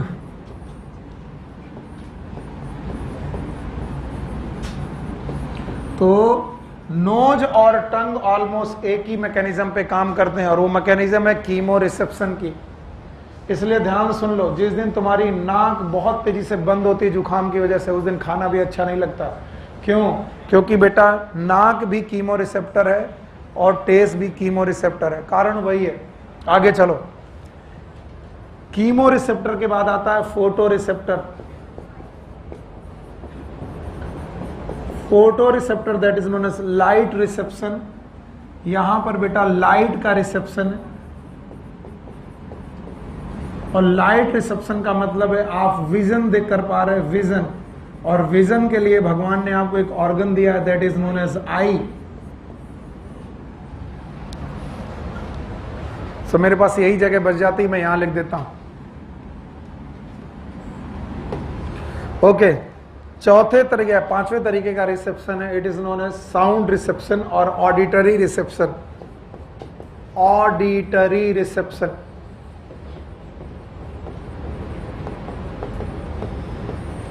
ऑडिटरी रिसेप्शन, इसके लिए भगवान ने आपको दिया है बेटा ईयर, और इसमें आप लोग साउंड वेव को रिसीव कर पा रहे हैं, साउंड वेव। अब इन्हें ज्ञानेंद्रियों के रूप में देखेंगे। स्किन, त्वचा, याद रखना। इसके बाद नाक, नासिका, ओके, टंग, जिह्वा, 3 हो गए, ओके, आई, आंख, ईयर, कान। कितने रिसेप्टर? 5। ये 5 ज्ञानेंद्रियां हैं जिनको आपने देखा। इन्हीं 5 ज्ञानेंद्रियों में एक बेटा टिश्यू है, दैट इज स्किन, बाकी ऑर्गन है। बोलो, nose is a organ, okay, tongue is a, eye is a, ear is a. इसीलिए हमारे बुक ने सेंसरी ऑर्गन नाम का एक टॉपिक बनाया। देखो आप, अगला टॉपिक क्या है? सेंसरी ऑर्गन या सेंस ऑर्गन। बताओ, सेंस ऑर्गन में कौन नहीं आएगा? Skin, because skin is a tissue. और तभी मैंने डेफिनेशन आपको पढ़ाई थी, याद आया? What is receptor? They may be cell, tissue, organ which can receive stimulus and can send it to CNS। तो भाई 4 या 5 जो मैंने पढ़ाए हैं वो बताओ। टेक्टाइल रिसेप्टर, कौन सा रिसेप्शन? टच। और बताओ ये कहाँ रहेगा? स्किन। कीमो रिसेप्टर याद है? कितने प्रकार के? 2। एक कौन? स्मेल, दूसरा टेस्ट। स्मेल वाले ऑल्फैक्टरी, टेस्ट वाले गस्टेटरी। बेटा ऑल्फैक्टरी वाले कौन? नोज। टेस्ट वाले कौन? टंग। और फोटो रिसेप्टर याद है? और ये क्या रिसीव करेंगे? लाइट। लाइट का रिसीविंग करेंगे विजन। और कौन है? आई। और इसके बाद ऑडिटरी रिसेप्टर क्या रिसीव करेंगे? Sound wave. और इसके लिए कौन? ईयर। बता दें, टोटल 4 ऑर्गन जिसको आपके एनसीईआरटी ने सेंस ऑर्गन के रूप में दिया है। सेंस ऑर्गन, तो हमें 4 सेंस ऑर्गन के बारे में डिटेल में पढ़ना है। मैं लिस्ट बना दे रहा हूं। पहली लिस्ट है बेटा नोज, दूसरा है टंग, तीसरा है बेटा आई, और चौथा है ईयर। जाने क्यों लोग इस चैप्टर में केवल 2 ही बेटा चीजों को पढ़ने की कोशिश करते हैं, एक आई और एक ईयर, जबकि 2 और है। बोलो कौन? नोज और टंग। तो आइए सबसे पहले पढ़ते हैं नोज। यस, नोज में जो रिसेप्टर पाए जाते हैं, these are known as olfactory receptor. Nose have olfactory receptor. और जो ये ऑल्फैक्टरी रिसेप्टर हैं, नाक के एक एपिथेलियम में पाए जाते हैं, they are known as olfactory epithelium.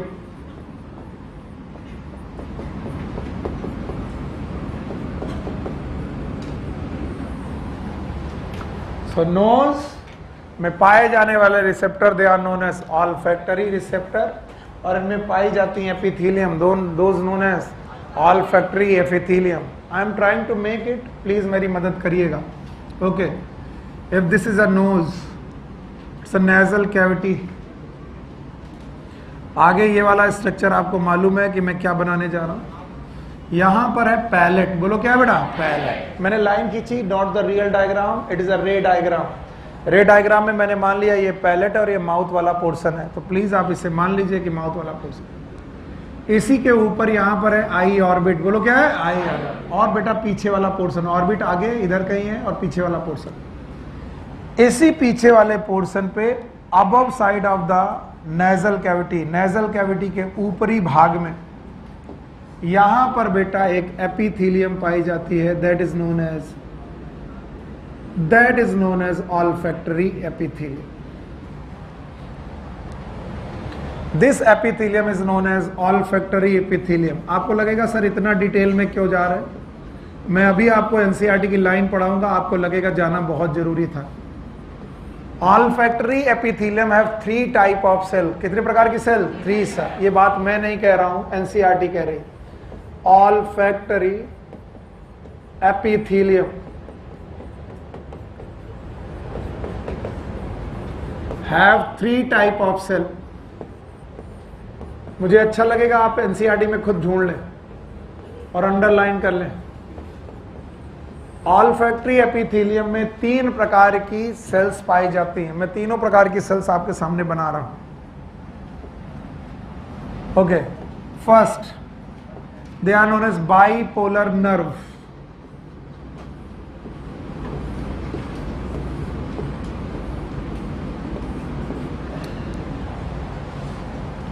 आपकी एनसीईआरटी में लिखा बाबू, अंडरलाइन मिला, ला पढ़ दें, नहीं कहो कहने बाहर से पढ़ा रहा, पढ़ो, पहले तुमको खुश कर दें।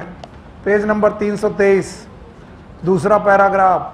The nose contain mucus coated receptor which are responsible for receiving the sense of smell and care called as olfactory receptor. देखो क्या लिखा है, देखो क्या लिखा है, ऑल्फैक्टरी रिसेप्टर। आगे लिखा होगा these are made up of olfactory epithelium. बताओ ये क्या लिखा है, बोलो, ऑल्फैक्टरी एपिथेलियम लिखा हुआ है। आगे लिखा हुआ है olfactory epithelium. Okay, these are made up of, बोलो, 3 काइंड ऑफ सेल्स। और वो भूल गए बताना कि कौन कौन सी सेल है। बस मैं वही गलती कर रहा हूं कि वो 3 सेल बताने की कोशिश कर रहा हूं।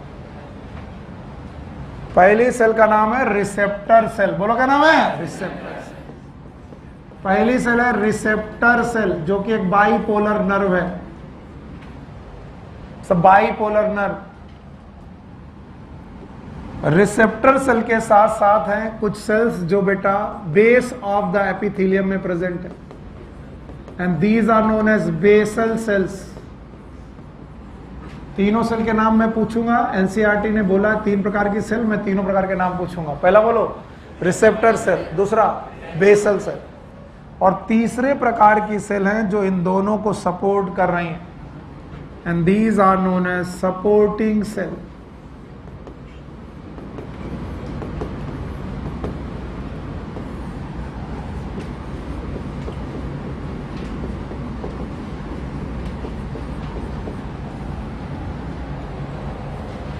चलो, नोज में पाए जाने वाले इस रिसेप्टर का नाम ऑल्फैक्टरी रिसेप्टर, एपिथेलियम का नाम, और उन ऑल्फैक्टरी एपिथेलियम में कितनी सेल्स, 3 सेल। बोलो कौन, रिसेप्टर सेल्स और बेसल सेल। देखो बहुत आराम से पढ़ा जा सकता है, लेकिन आप लोग रट्टा इसलिए मानते हो। देखो मान लो ये एपिथेलियम है, तो जो बेस में प्रेजेंट है, हाँ, बेस सेल, और जो बता स्टिमुलस को रिसीव कर रहे हैं, और वो बाइपोलर नर्व है। कैसी नर्व है, बाइपोलर। तो वो नर्व हैं जिन्होंने मैसेज को रिसीव करना, और बीच बीच में सपोर्टिंग, हाँ, सपोर्ट। बोलो कौन कौन सी cell, receptor cell, basal cell और सपोर्टिंग सेल। अब सुनो, किसी ने बेटा सुबह से ब्रश नहीं किया, वो आपके सामने आया, मुंह खोला उसने, एक बदबू फैली, आ क्या कर रहे हो, तुम ही हो ना।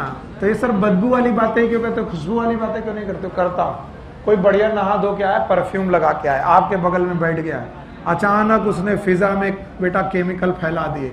ये जो केमिकल है डिफ्यूजन के द्वारा आपकी नाक के अंदर घुसे, और नाक के अंदर घुसते ही ये बेटा बाइपोलर नर्व द्वारा रिसीव किए गए, और जैसे ये बाइपोलर नर्व द्वारा रिसीव किए गए, इन नर्व ने एक एंड से इस सारे स्टिमुलस को रिसीव किया और दूसरे एंड में पहुंचा दिया।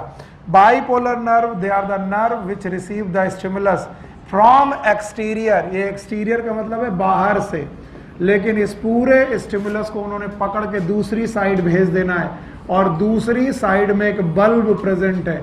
इस बल्ब का नाम है ऑल्फैक्टरी बल्ब। बोलो का नाम, ऑल्फैक्टरी बल्ब। भैया भगवान करे तुम्हें एकदम सही बच्चे मिल जाए, बात हो जाए। बताओ ऑल्फैक्टरी बल्ब किसी लोब में जाएगा?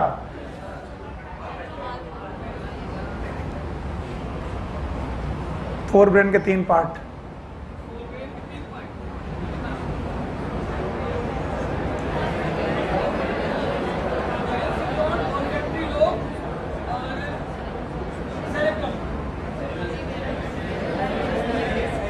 क्या मैंने आपको कभी ऑल्फैक्टरी लोब पढ़ाया था? ये लोब है कि बल्ब?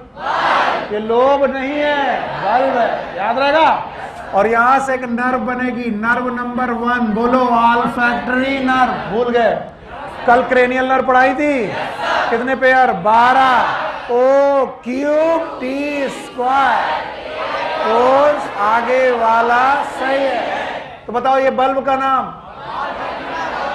Olfactory bulb. और ऑल्फैक्टरी बल्ब से नर्व निकली, नाम बताओ, ऑल्फैक्टरी नर्व। फिर से बोलो।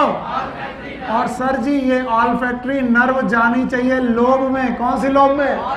Olfactory lobe. बजाय ऑल्फैक्टरी लोब में जाने के ये घुस जाती है लिम्बिक सिस्टम में। किसमें? लिम्बिक। कल मैंने पढ़ाया था, याद है? बोलो क्या? लिम्बिक सिस्टम याद है?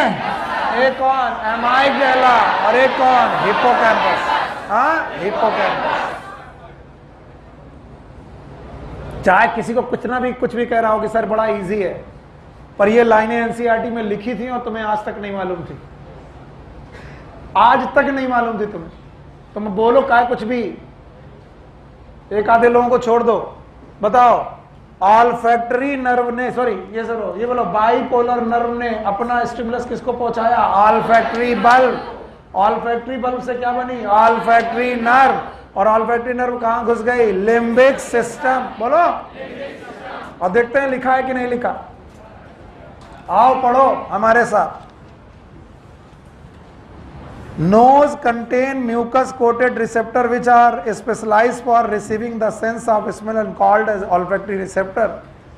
These are made up of olfactory epithelium that consist of 3 kind of cell। तीनों kind of cell के नाम बताओ। रिसेप्टर, सपोर्टिंग और basal. The neuron of the olfactory epithelium। Neuron of the olfactory epithelium का मतलब कौन सी? Receptor cell. यही है बाइपोलर नर्व, इन्हीं का नाम है न्यूरॉन।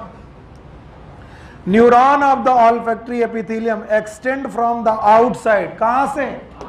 इधर देखो, आउटसाइड टू इनसाइड। देखो, extend from the outside environment and directly into pair of broad bean sized organ known as olfactory bulb. बताओ तो ये कौन सा बल्ब है? Olfactory bulb. And this olfactory bulb, आगे सुनो, which are extension of the brain's limbic system. जो कहां से आया है? ब्रेन के लिम्बिक सिस्टम से। और किस नर्व के द्वारा? Olfactory nerve. फिर से बोलो। और बताओ 12 पेयर ऑफ नर्व में पहली नर्व का नाम? ऑल्फैक्टरी। घुसना चाहिए ऑल्फैक्टरी लोब में, लेकिन हमारा ऑल्फैक्टरी लोब बहुत डेवलप नहीं है। मैंने पढ़ाया था ऑल्फैक्टरी लोब हमारा बहुत डेवलप। तो 4 ब्रेन का ऑल्फैक्टरी लोब इज, हम ह्यूमन के केस में डेवलप और लेस डेवलप। इसलिए ऑल्फैक्टरी नर्व कहां घुसी? Limbic system. कॉर्टेक्स की सब कॉर्टिकल। अभी मैं पूछ लेता कि कौन सी नर्व के बारे में बात कही जा रही है, तो सारे लोग बेटा ऑल्फैक्टरी नर्व बोलते, बल्कि वो बोल रहे nerve of epithelium. Nerve of, फिर से बोलो। इसका मतलब वो उन 3 सेल में से एक सेल ढूंढ रहे हैं। कौन सी 3 सेल? जो उन्होंने बताई नहीं, बस बोला 3 सेल होती हैं। तो कम से कम 3 सेल में एक सेल का नाम, उसका नाम नर्व है, दूसरी का नाम बेसल, तीसरी का नाम सपोर्टिंग। तो रिसेप्टर सेल ने एक्सटीरियर से, बाहर से रिसीव किया और कहां गई? ऑल्फैक्टरी बल्ब, जो किस साइज का है? Been size. 1 की 2, क्योंकि एपिथेलियम कितनी है? 2। तो 2 बीन साइज के बेटा यहां से रिसेप्टर बल्ब निकले। और बल्ब कहां गए? ब्रेन में। और ब्रेन के किस जगह पर? Limbic system. और लिम्बिक सिस्टम में जिस ट्रैक्ट से गए उस नर्व का नाम ऑल्फैक्टरी नर्व। लो पकड़ो, ये सब एनसीईआरटी में लिखा हुआ है और जिस दिन भी पूछा जाएगा हालत आप ही खराब होगी, इसलिए बहुत क्लियर कट दिमाग में रखो। बताओ, अब मैं जो पूछूंगा बताओगे? बताओ, नोज में पाए जाने वाले रिसेप्टर, क्या ये कीमो रिसेप्टर हैं? ये बताओ, कीमो रिसेप्टर में हवा में घुले हुए कुछ केमिकल को रिसीव करते हैं? नहीं। पानी में कि हवा में?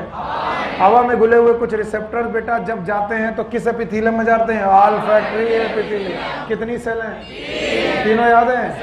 पहला रिसेप्टर, दूसरा, तीसरा रिसेप्टर सेल ने चीजें रिसीव की, पीछे की तरफ मैसेज दिया। पीछे बीन साइज का स्ट्रक्चर है, ये ब्रेन का पार्ट है। It is olfactory bulb. Nerve निकली, नाम बताओ? Olfactory nerve. कितनी नर्व निकलेगी? 2, एक राइट और एक लेफ्ट। ब्रेन में घुसेगी, लोब में कि लिम्बिक सिस्टम? Limbic system. तो बताओ, this is the extension of limbic system. आया? And this is how we get our olfactory reception इस तरीके से हमने अपना ऑल्फैक्टरी रिसेप्शन रिसीव किया।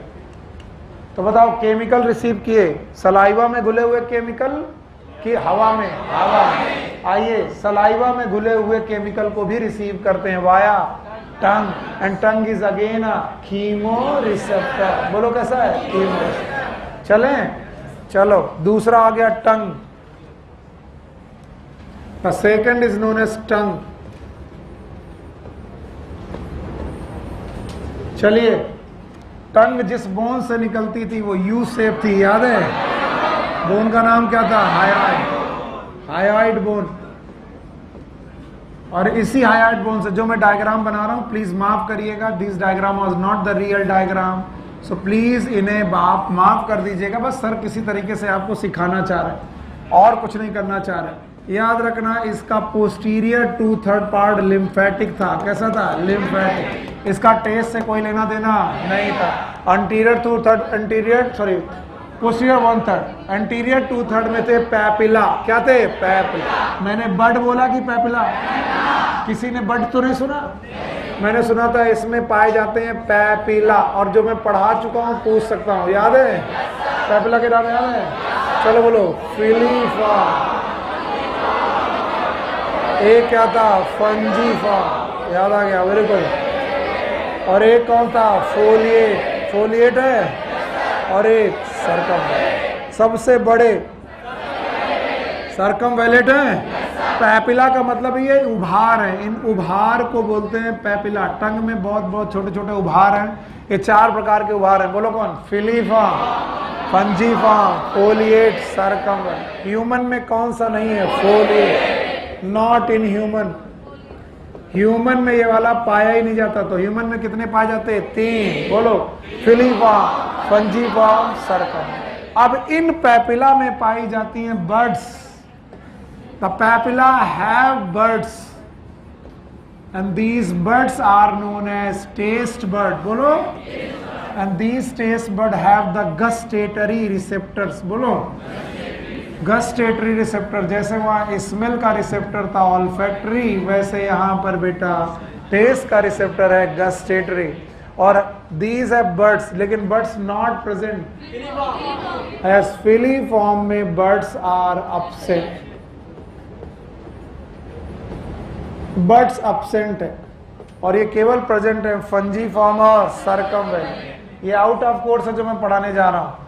इन टेस्ट ऑफ बर्ड का भी स्ट्रक्चर बर्ड जैसा ही होता है, that's why they are known as birds. और इनमें भी 4 प्रकार की सेल। एक प्रकार की सेल्स का नाम है रिसेप्टर सेल्स। अगेन ये रिसेप्टर सेल नर्व ही है और कुछ नहीं है। These are known as receptor cells. इन रिसेप्टर सेल्स के अलावा they have basal cells. Basal cell के अलावा they have supporting cells and they look like bird. तो इसमें जो व्हाइट वाला पोर्शन है, this is nothing but this is known as receptor sales.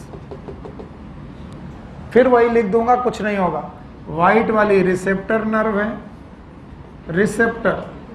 Blue वाली सपोर्टिंग है और बेस वाली बेसल है। और चूंकि वो बर्ड जैसी दिखती हैं इसीलिए इन्हें बोलते हैं टेस्ट बर्ड। और इनसे बेटा नर्व निकली है जो टेस्ट लेके जाती है। और आपकी टंग में टोटल कितने टेस्ट? 4। भूल गए होगे? बताओ कौन? स्वीट, सॉर, बिटर और सॉर। बताओ मिर्चा कड़वा लगता है? मरचा का टेस्ट क्या है? सो रहे हो? बताओ मरचा का टेस्ट कैसा है? पढ़ो। मीठा, खट्टा, कड़वा कि नमकीन? कुछ नहीं। बताओ मिर्चा, मरचा। मरचा का टेस्ट नहीं होता। It is a burning sensation. क्या गजब हो, घोड़े हो बिल्कुल, खड़े खड़े सो जाते हो। और बैठा ऐसे कर रहा, सो रहा। आंखें खोल के सोने वाला आदमी पहली बार देखा है। तो बताओ हमारे पास टंग में जो रिसेप्टर पाए जाते हैं, they are known as taste bud और also known as gustatory receptor. एक बात बुक में लिखी हुई है, जाकर के अंडरलाइन करना, मैं बुक बार बार नहीं पढ़ूंगा। बोलते हैं कि टेस्ट के रिसेप्टर और स्मेल के रिसेप्टर इंटीग्रेट करते हैं। ये शब्द जब मिल जाए तो अंडरलाइन कर लेना, इंटीग्रेट करते हैं। इंटीग्रेट करते हैं मतलब मिक्स करते हैं। अगर आपकी नाक बंद है और आपको कुछ सही से स्मेल नहीं आ रहा है तो टेस्ट अच्छा लगेगा कि नहीं? नहीं अच्छा। इसलिए जुखाम आने पर ऐसा क्या होता है, मम्मा खाना अच्छा नहीं बनाती, बनाते हैं लेकिन हमें वो अच्छा नहीं लगता क्योंकि आज दोनों रिसेप्टर एक ही तरीके का बिहेव करते हैं। और ये बात भी एनसीईआरटी में लिखी है, अंडरलाइन कर लेना। Now the most awaiting topic, it is known as eye. So we are going to study about the eye. आइए, जो कभी नहीं आई वही है आई।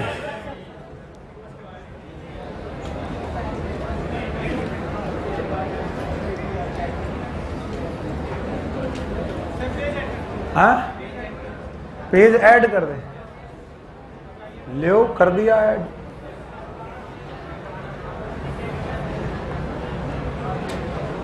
आइए हम लोग एक बढ़िया रिसेप्टर पढ़ते हैं, दैट इज नोन एज आई।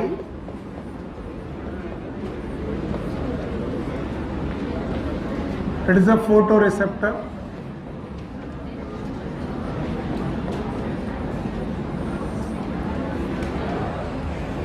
भाई मेरे बच्चे, मन भर गया हो तो कोई बात नहीं, और मन भरने से होगा कुछ नहीं, टॉपिक तो करना ही पड़ेगा। इसलिए सामने देखो, उससे कहो बतियाओ नहीं तो आके वहीं कचरेंगे। आगे कचरना यू नो दैट, हाथ से मारना होता है, दैट इज नोन एज कचरना। फील करो क्या होगा। तो कई बार कई बच्चे मुझसे गुस्सा जाते हैं, छू कर देखो भला, तो इज्जत बचाते हुए वापस। It is known as photo receptor, और ये हमारी खोपड़ी के अंदर पाई जाती है, that is known as skull. कई लोग खोपड़ी बोलते सोचते हैं यहां पाई जाती है। स्कल याद है? It's a cranium facial year, याद है? और स्कल में एक सॉकेट में पाई जाती है, and this is known as eye orbit. आंख की orbit, it is a bony surrounding. आपकी आंखें जिस बोनी सराउंडिंग में है, that is known as eye orbit. So eye orbit is a bony structure. अब चूंकि एनसीईआरटी लिखती तो लिखना ही पड़ता आई ऑर्बिट। और इसी आई ऑर्बिट के अंदर हमारा एक प्यारा सा स्ट्रक्चर पड़ा हुआ है, eye, and that is very soft structure. वैसे मानोगे तो है नहीं, लेकिन मानोगे तो तुमको फायदा मिलेगा। पेन छोड़ के रख दो और हमारे साथ कुछ ऐसी बदतमीजियां करो जो केवल हम करना चाहते हैं, आप नहीं। ओके, बस देखते रहना मैं क्या कर रहा हूं। ओके चलो भाई, जब भी आंख के बारे में पढ़ाया जाएगा तो आंख में 3 लेयर है, बोलो मेरे साथ। सबसे बाहर वाली लेयर है फाइबरस डेंस कनेक्टिव टिश्यू। देखो मैं बना रहा हूं,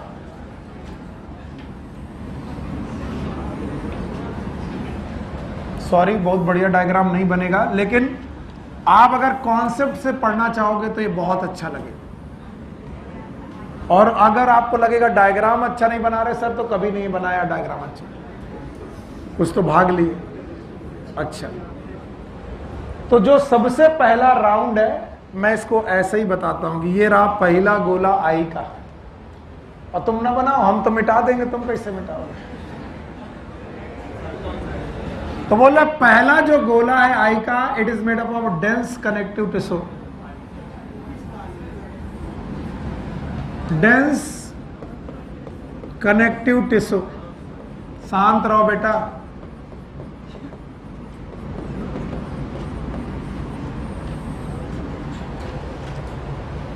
Sometime it is made up of fibers, fibrous, collagen और other fiber।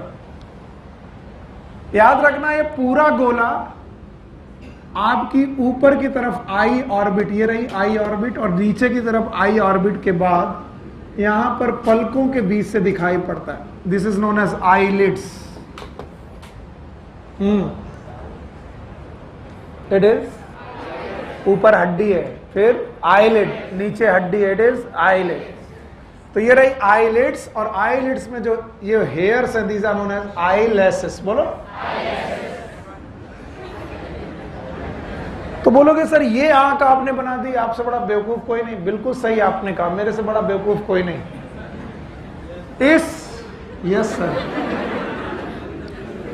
इस फाइब्रस लेयर का जो सबसे एंटीरियर मोस्ट पार्ट है, the anterior most part, it is transparent. बोलो कैसा?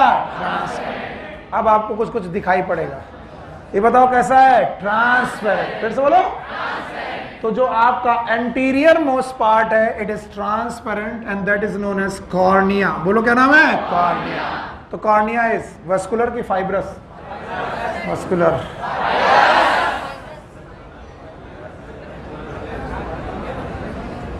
तो हद करना है, बदतमीजी करना ही है, नहीं सीखना है तो ना सीखो। देखो ध्यान से, पूरा का पूरा लेयर डेंस कनेक्टिव टिश्यू। बोलो कैसा? फाइब्रस। ये सब पूरा आखिरी लेयर, जो सबसे बाहरी लेयर है वो फाइब्रस है। इसको समझ लो, तभी आएगा, नहीं तो मर जाओगे पढ़ते पढ़ते, कभी नहीं आएगा।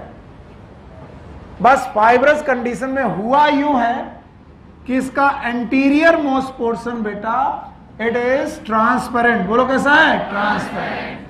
तो ट्रांसपेरेंट वाला रीजन कहलाता है कॉर्निया और बेटा बाकी पोर्शन कहलाता है स्क्लेरा। तो बताओ ये क्या है?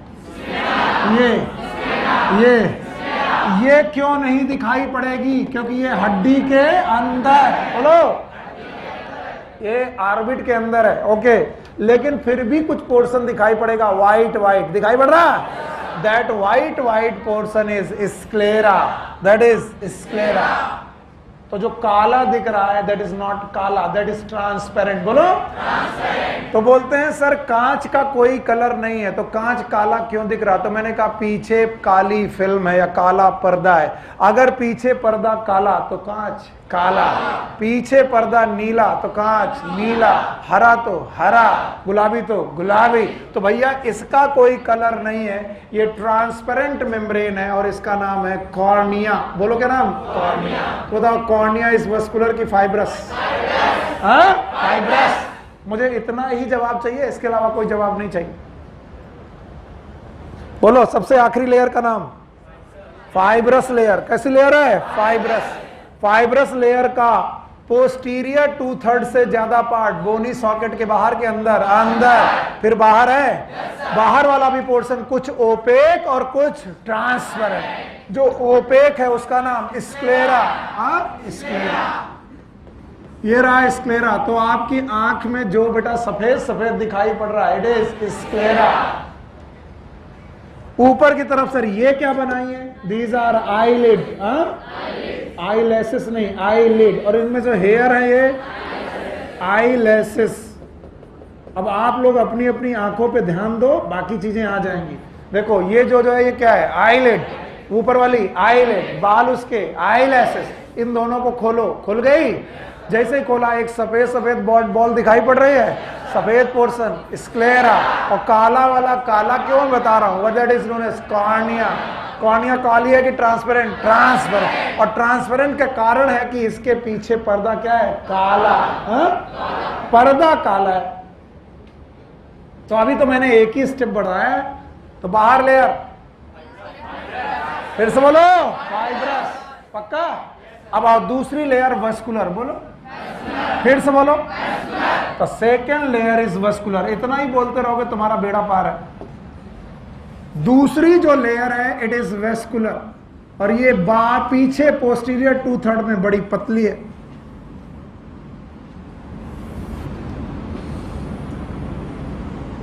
The second layer is vascular.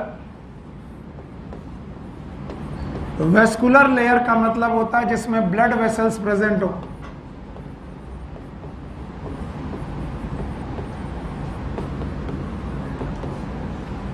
और इस ब्लड वेसल्स प्रेजेंट वाली लेयर का नाम रखा गया कोरॉइड। बोलो क्या नाम है? कोरॉइड। तो अगली बार मुझे कोरॉइड शब्द सुनना ही नहीं है, मैं बोलूंगा दूसरी लेयर वैस्कुलर। जैसे मुझे स्क्लेरा नहीं सुनना, मुझे सुनना है पहली लेयर। तो सबसे बाहर वाली फाइब्रस। फाइब्रस है, उसके अंदर वैस्कुलर। पता फाइब्रस लेयर का नाम क्या है? स्क्लेरा। और ट्रांसपेरेंट पोर्शन का नाम कॉर्निया। फिर से बोलो कॉर्निया। फिर बेटा वेस्कुलर लेयर, वेस्कुलर लेयर का नाम कोराइड। कोराइड एक पतली लेयर है पीछे की तरफ, लेकिन आगे की तरफ आकर के ये काफी मोटी हो जाती है। और इस मोटी लेयर को ध्यान से देखने की जरूरत है। बोलते हैं आगे यही लेयर बेटा एक बॉडी बनाती है, that is known as ciliary body. फिर से बोलो सीलियरी, बोलो। और इस सीलियरी बॉडी से एक्सटेंशन निकलती हैं बेटा, जिन्हें नाम है आइरिस। फिर से बोलो iris. It is known as iris. तो the iris is vascular, ciliary body is vascular, choroid is vascular. First layer की सेकंड लेयर, सेकंड लेयर। इसी बेटा सीलियरी बॉडी से सस्पेंसरी लिगामेंट निकले हुए हैं। क्या निकले हुए हैं? They are known as suspensory ligament. बोलो सस्पेंसरी लिगामेंट। लिगामेंट में जुड़ा हुआ है एक क्रिस्टलाइन लेंस। बोलो क्या जुड़ा है? Crystalline lens.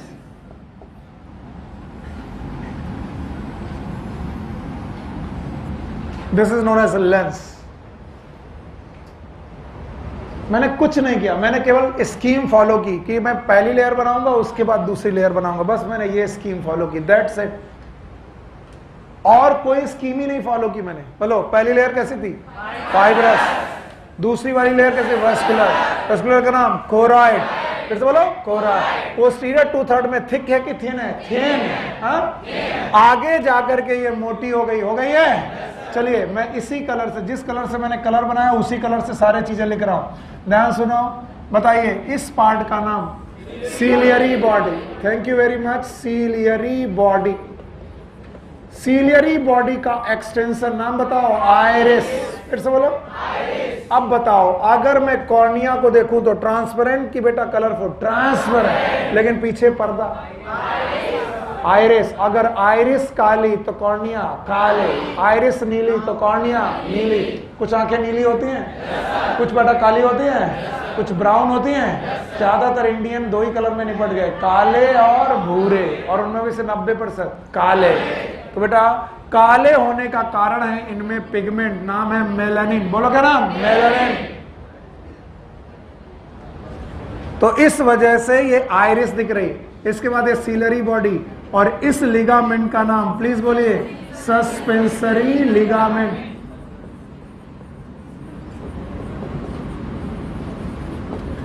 और जो ये सस्पेंसरी लिगामेंट एवरीवन, इसमें जुड़ा हुआ एक स्ट्रक्चर है जो क्रिस्टलाइन है, और it is known as lens. Lens. दो लेयर निपट गई। अब अगर मैंने आपकी आंख का क्रॉस सेक्शन ये लिया है लंबवत, और अगर मैं आगे से काटूं लाइक दिस, अभी मैंने आई बॉल, सी ये आई बॉल का था कॉर्निया, ऐसे काटा हुआ है, ऐसे। अभी मैं आई बॉल ऐसे काटूं, ऐसे काटूंगा तो बताओ जो स्ट्रक्चर आपको लंबवत दिख रहा है वो गोल दिखेंगे? यस। अगर मैं गोल दिखाने की कोशिश में जाऊंगा तो आपको क्या दिखेगा? अगर मैं कट यहां से मारूं, यहां से, अगर इस जगह से कट मारूं, इस वाले प्लेन से कट मारूं, तो मुझे चारों तरफ गोल गोल दिखाई पड़ेगी सीलियरी बॉडी। बोलो क्या? Ciliary body. और सीलियरी बॉडी से लटकती हुई ये आइरिस। फिर से बोलो आइरिस। ये रहा आइरिस, ये रहा आइरिस। बोले कह रहे चारों तरफ से दिखा दी, पहले एक तरफ से दिखाया था, बेवकूफ है ये। यही समझाना है, बस यही समझ जाओ, बाकी तुम्हें आता है।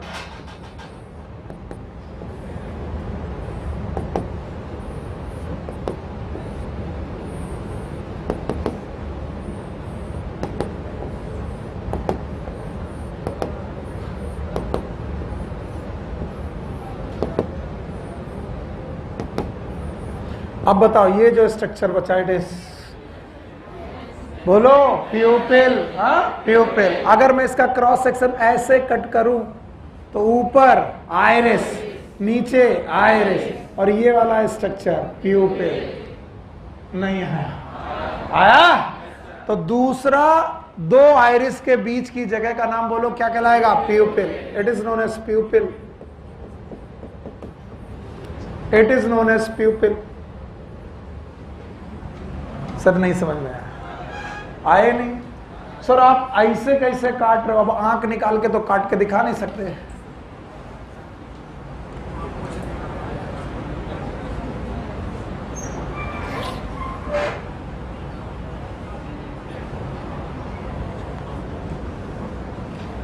Let's suppose this is my eyeball. It is my अच्छा eyeball है। आगे से जो तुम देख रहे हो ओपन पार्ट है। अब मैंने इस eyeball को कट किया है। कट किया दिस सेक्शन। इस सेक्शन पे कट करने पर आपको जो ये जो बेटा दिख रही है, इट इज आइरिस। बोलो आइरिस कितनी दिखेगी? एक, क्योंकि साइड से दिख रहा है, देख रहा हो। और ऐसी बहुत सारी आइरिस होगी सामने से, नहीं आया? और जहां पर आइरिस आपस में जुड़ नहीं रही होगी वहां पर एक गैप प्रेजेंट होगा, that is known as pupil. Pupil. फिर भी नहीं आया तो भाड़ में जाओ। बताओ इसका नाम, इसका नाम, इसके बीच का गैप प्यूपिल। अब सुनना, आइरिस में पाई जाती है आइरिस मसल।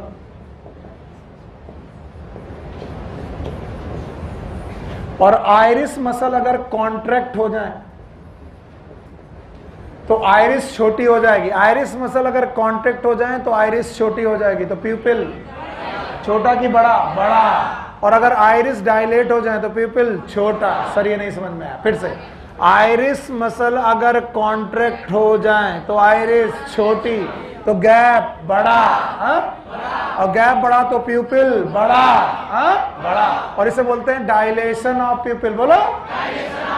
तो contraction of iris, it will generate dilation of प्यूपिल।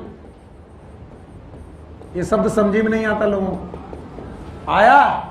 अगर आइरिस कॉन्ट्रैक्ट हो जाए तो आइरिस छोटी हो जाएंगी, और अगर आइरिस छोटी हो जाएंगी तो गैप बड़ा, और गैप बड़ा हो गया तो बताओ प्यूपिल छोटा की बड़ा? बड़ा। और प्यूपिल बड़ा तो डायलेशन। जाकर के किसी दोस्त की आंखें कायदे से देखना, उस काले वाली पुतली के बीच में भी एक काला पोर्शन होगा। टॉर्च डालना, टॉर्च की लाइट टॉर्च की लाइट डालना, वो प्यूपिल बड़ा होगा कि छोटा? छोटा। टॉर्च की लाइट हटाना, बड़ा। और प्यूपिल छोटा और बड़ा होता रहता है on the basis of light. कितनी लाइट चाहिए? लाइट अगर कम चाहिए तो वो हो जाएगा छोटा, क्योंकि बेटा आपकी आइरिस इज ट्रांसपेरेंट की ओपेक? ओपेक। और यहां से लाइट घुस नहीं सकती, तो लाइट कहां से घुसेगी? प्यूपिल से। तो बेटा लाइट केवल प्यूपिल से घुस सकती है। दैट्स वाई बेटा प्यूपिल जितना बड़ा लाइट उतनी ज्यादा, और प्यूपिल जितना छोटा लाइट उतनी कम। बताओ अंधेरे में क्या बड़ा? प्यूपिल बड़ा। और बहुत उजाले में प्यूपिल छोटा। अब सोचो, तुम सिनेमा थिएटर में घुसे, सुनो पहले, तुम आए हो बाहर से, बाहर दिन है, बाहर दिन है तो बाहर रोशनी ज्यादा है, तो रोशनी ज्यादा जानी चाहिए कि कम? कम। तो बताओ आइरिस छोटी है कि बड़ी? बड़ी। प्यूपिल छोटा है। जैसे ही सिनेमा हॉल में घुसे आपको कुछ दिखाई नहीं पड़ रहा। क्यों नहीं दिखाई पड़ रहा? क्योंकि आइरिस अभी तक कॉन्ट्रैक्ट नहीं हुई है। और प्यूपिल बड़ा है कि छोटा? छोटा। तो लाइट अंदर कम जा रही कि ज्यादा? कम। फिर थोड़ी देर तो तुम बैठे रहे, तो बैठे रहने की वजह से आइरिस हुई कॉन्ट्रैक्ट, और कॉन्ट्रैक्ट होने के लिए प्यूपिल छोटा कि बड़ा? बड़ा। अभी तक जो लोग नहीं दिख रहे थे तुम्हें अगल बगल दिखने लगे। अच्छा, तुम भी बैठे हो, पॉपकॉर्न लिए बैठे हो, पर शुरुआत में दिखाई नहीं पड़ रहा था। क्यों? क्योंकि प्यूपिल उस समय क्या था? छोटा। तो जब लाइट ज्यादा होती है तो प्यूपिल क्या करेगा? अपना साइज छोटा। और जब लाइट कम होती है तो प्यूपिल अपना साइज बड़ा। और इसलिए सिनेमा थिएटर से जैसे ही बाहर आते हो और अभी भी धूप है तो आप अपनी आंखें थोड़ी देर के लिए बंद करते हो। क्यों? क्योंकि आपका प्यूपिल थोड़ा ज्यादा डायलेटेड है, और इस समय रोशनी कम जाएगी कि ज्यादा? ज्यादा। तो आप थोड़ी देर बंद करते हो और उसके बाद आप अडॉप्ट करते हो। यस और नो? यस।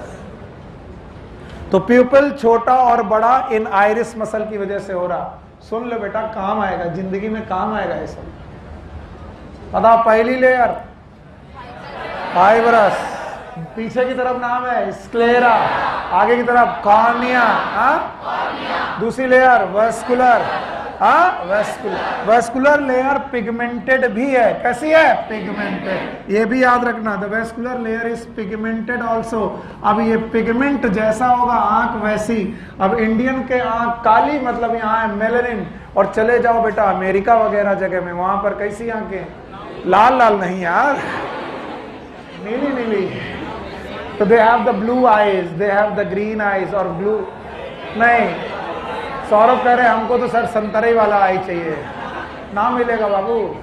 बताओ यहाँ पर जो आई है, और आई का कलर किसका कलर है? कॉर्निया का कलर कि आइरिस का? Iris, iris. Now the third layer is retina, and the third layer is retina, my dear, third layer is retina. तीसरी लेयर है retina.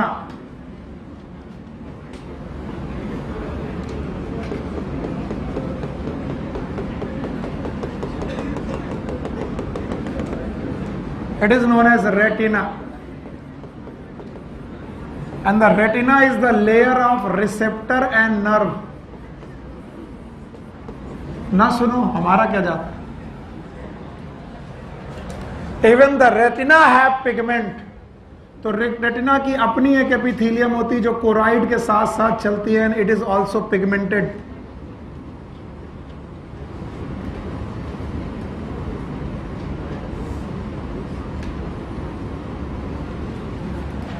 Even the retina have receptor and nerve also have the pigmented epithelium.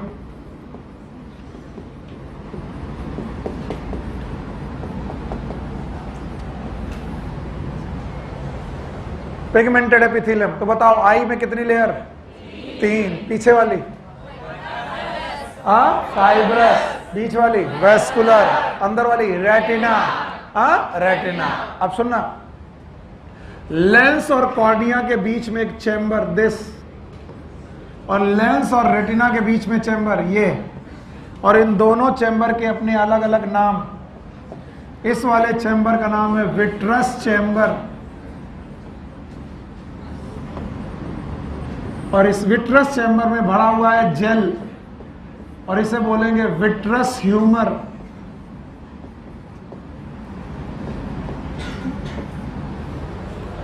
और cornea और lens के बीच का chamber कहलाता है aqueous chamber.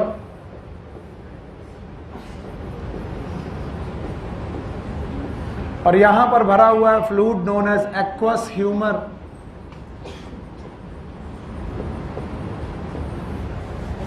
Aqueous humour.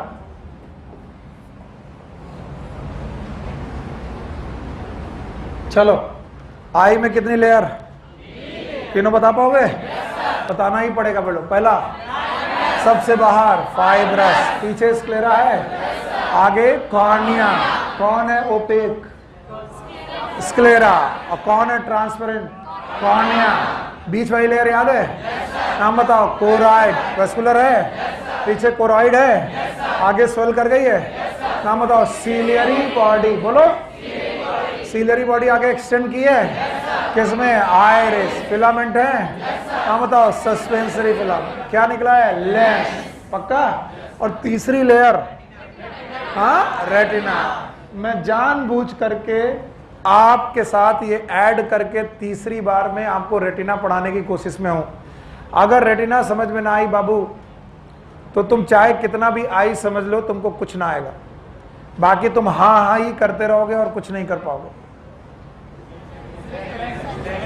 Okay रुक जाओ, जितना मैं बोलूं उतना ही बोलो। ये है आई, बोलेंगे नहीं सर आप बेवकूफ बना रहे हो। Yes it is I. अरे अगर किसी के सामने बोल दो कि ये आई है तो वो कहेगा तुम्हारा टीचर है बेवकूफ। इनफैक्ट वो बोलेगा तुम्हें कि तुम्हारा टीचर है बेवकूफ। यस सर कह रहा। आइए पहली लेयर को एक्सटेंड करते हैं। बताइए ये क्या है? दूसरी लेयर को एक्सटेंड करते हैं। बोलो क्या? सीलियरी बॉडी और आइरिस। याद आया? 2 लेयर एक्सटेंड हो गई। और इसी में फिलामेंट आता है। बोलो सस्पेंस। और ये कौन है? लेंस। और तीसरी लेयर को चुपचाप जोड़ देते हैं। जोड़ देते हैं, बोलो क्या है? रेटिना। रेटिना। जब मैंने ऐसे 3 गोले मारे थे तो लोगों को लग रहा था पागल बना रहे। बताओ, ये है आई, याद रहेगा? बाहर वाला, बस इतना सीखे मेरे बाबू, राजा बाबू हो गए। बोलो, बाहर वाला फाइब्रस, बीच वाला अंदर रेटिना। पक्का? अब रेटिना में जब चलोगे इनसाइड टू आउटसाइड, बोलो फिर से बोलो, तब क्या मिलेगा वो ध्यान से सुनो। सबसे मिलेंगे, पहले मिलेंगे गैंग्लिया, सबसे अंदर मिलेंगे गैंग्लिया। बोलो, they are known as ganglia.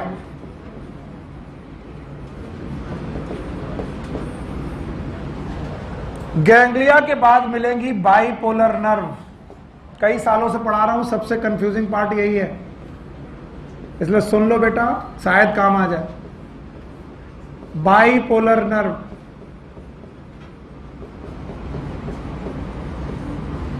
सबसे पहले गैंग्लिया, फिर बाइपोलर नर्व, और उसके बाद बाबूजी जो मिलेगा उसे बोलते हैं रॉड्स एंड कोन। रॉड जैसा तो रॉड,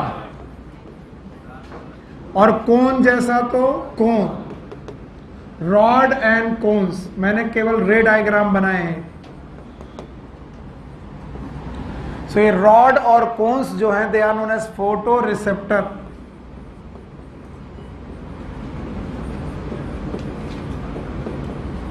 चलो मुझे बताओ, इनसाइड टू आउटसाइड गैंग्लिया। बोलो कौन? गैंग्लिया।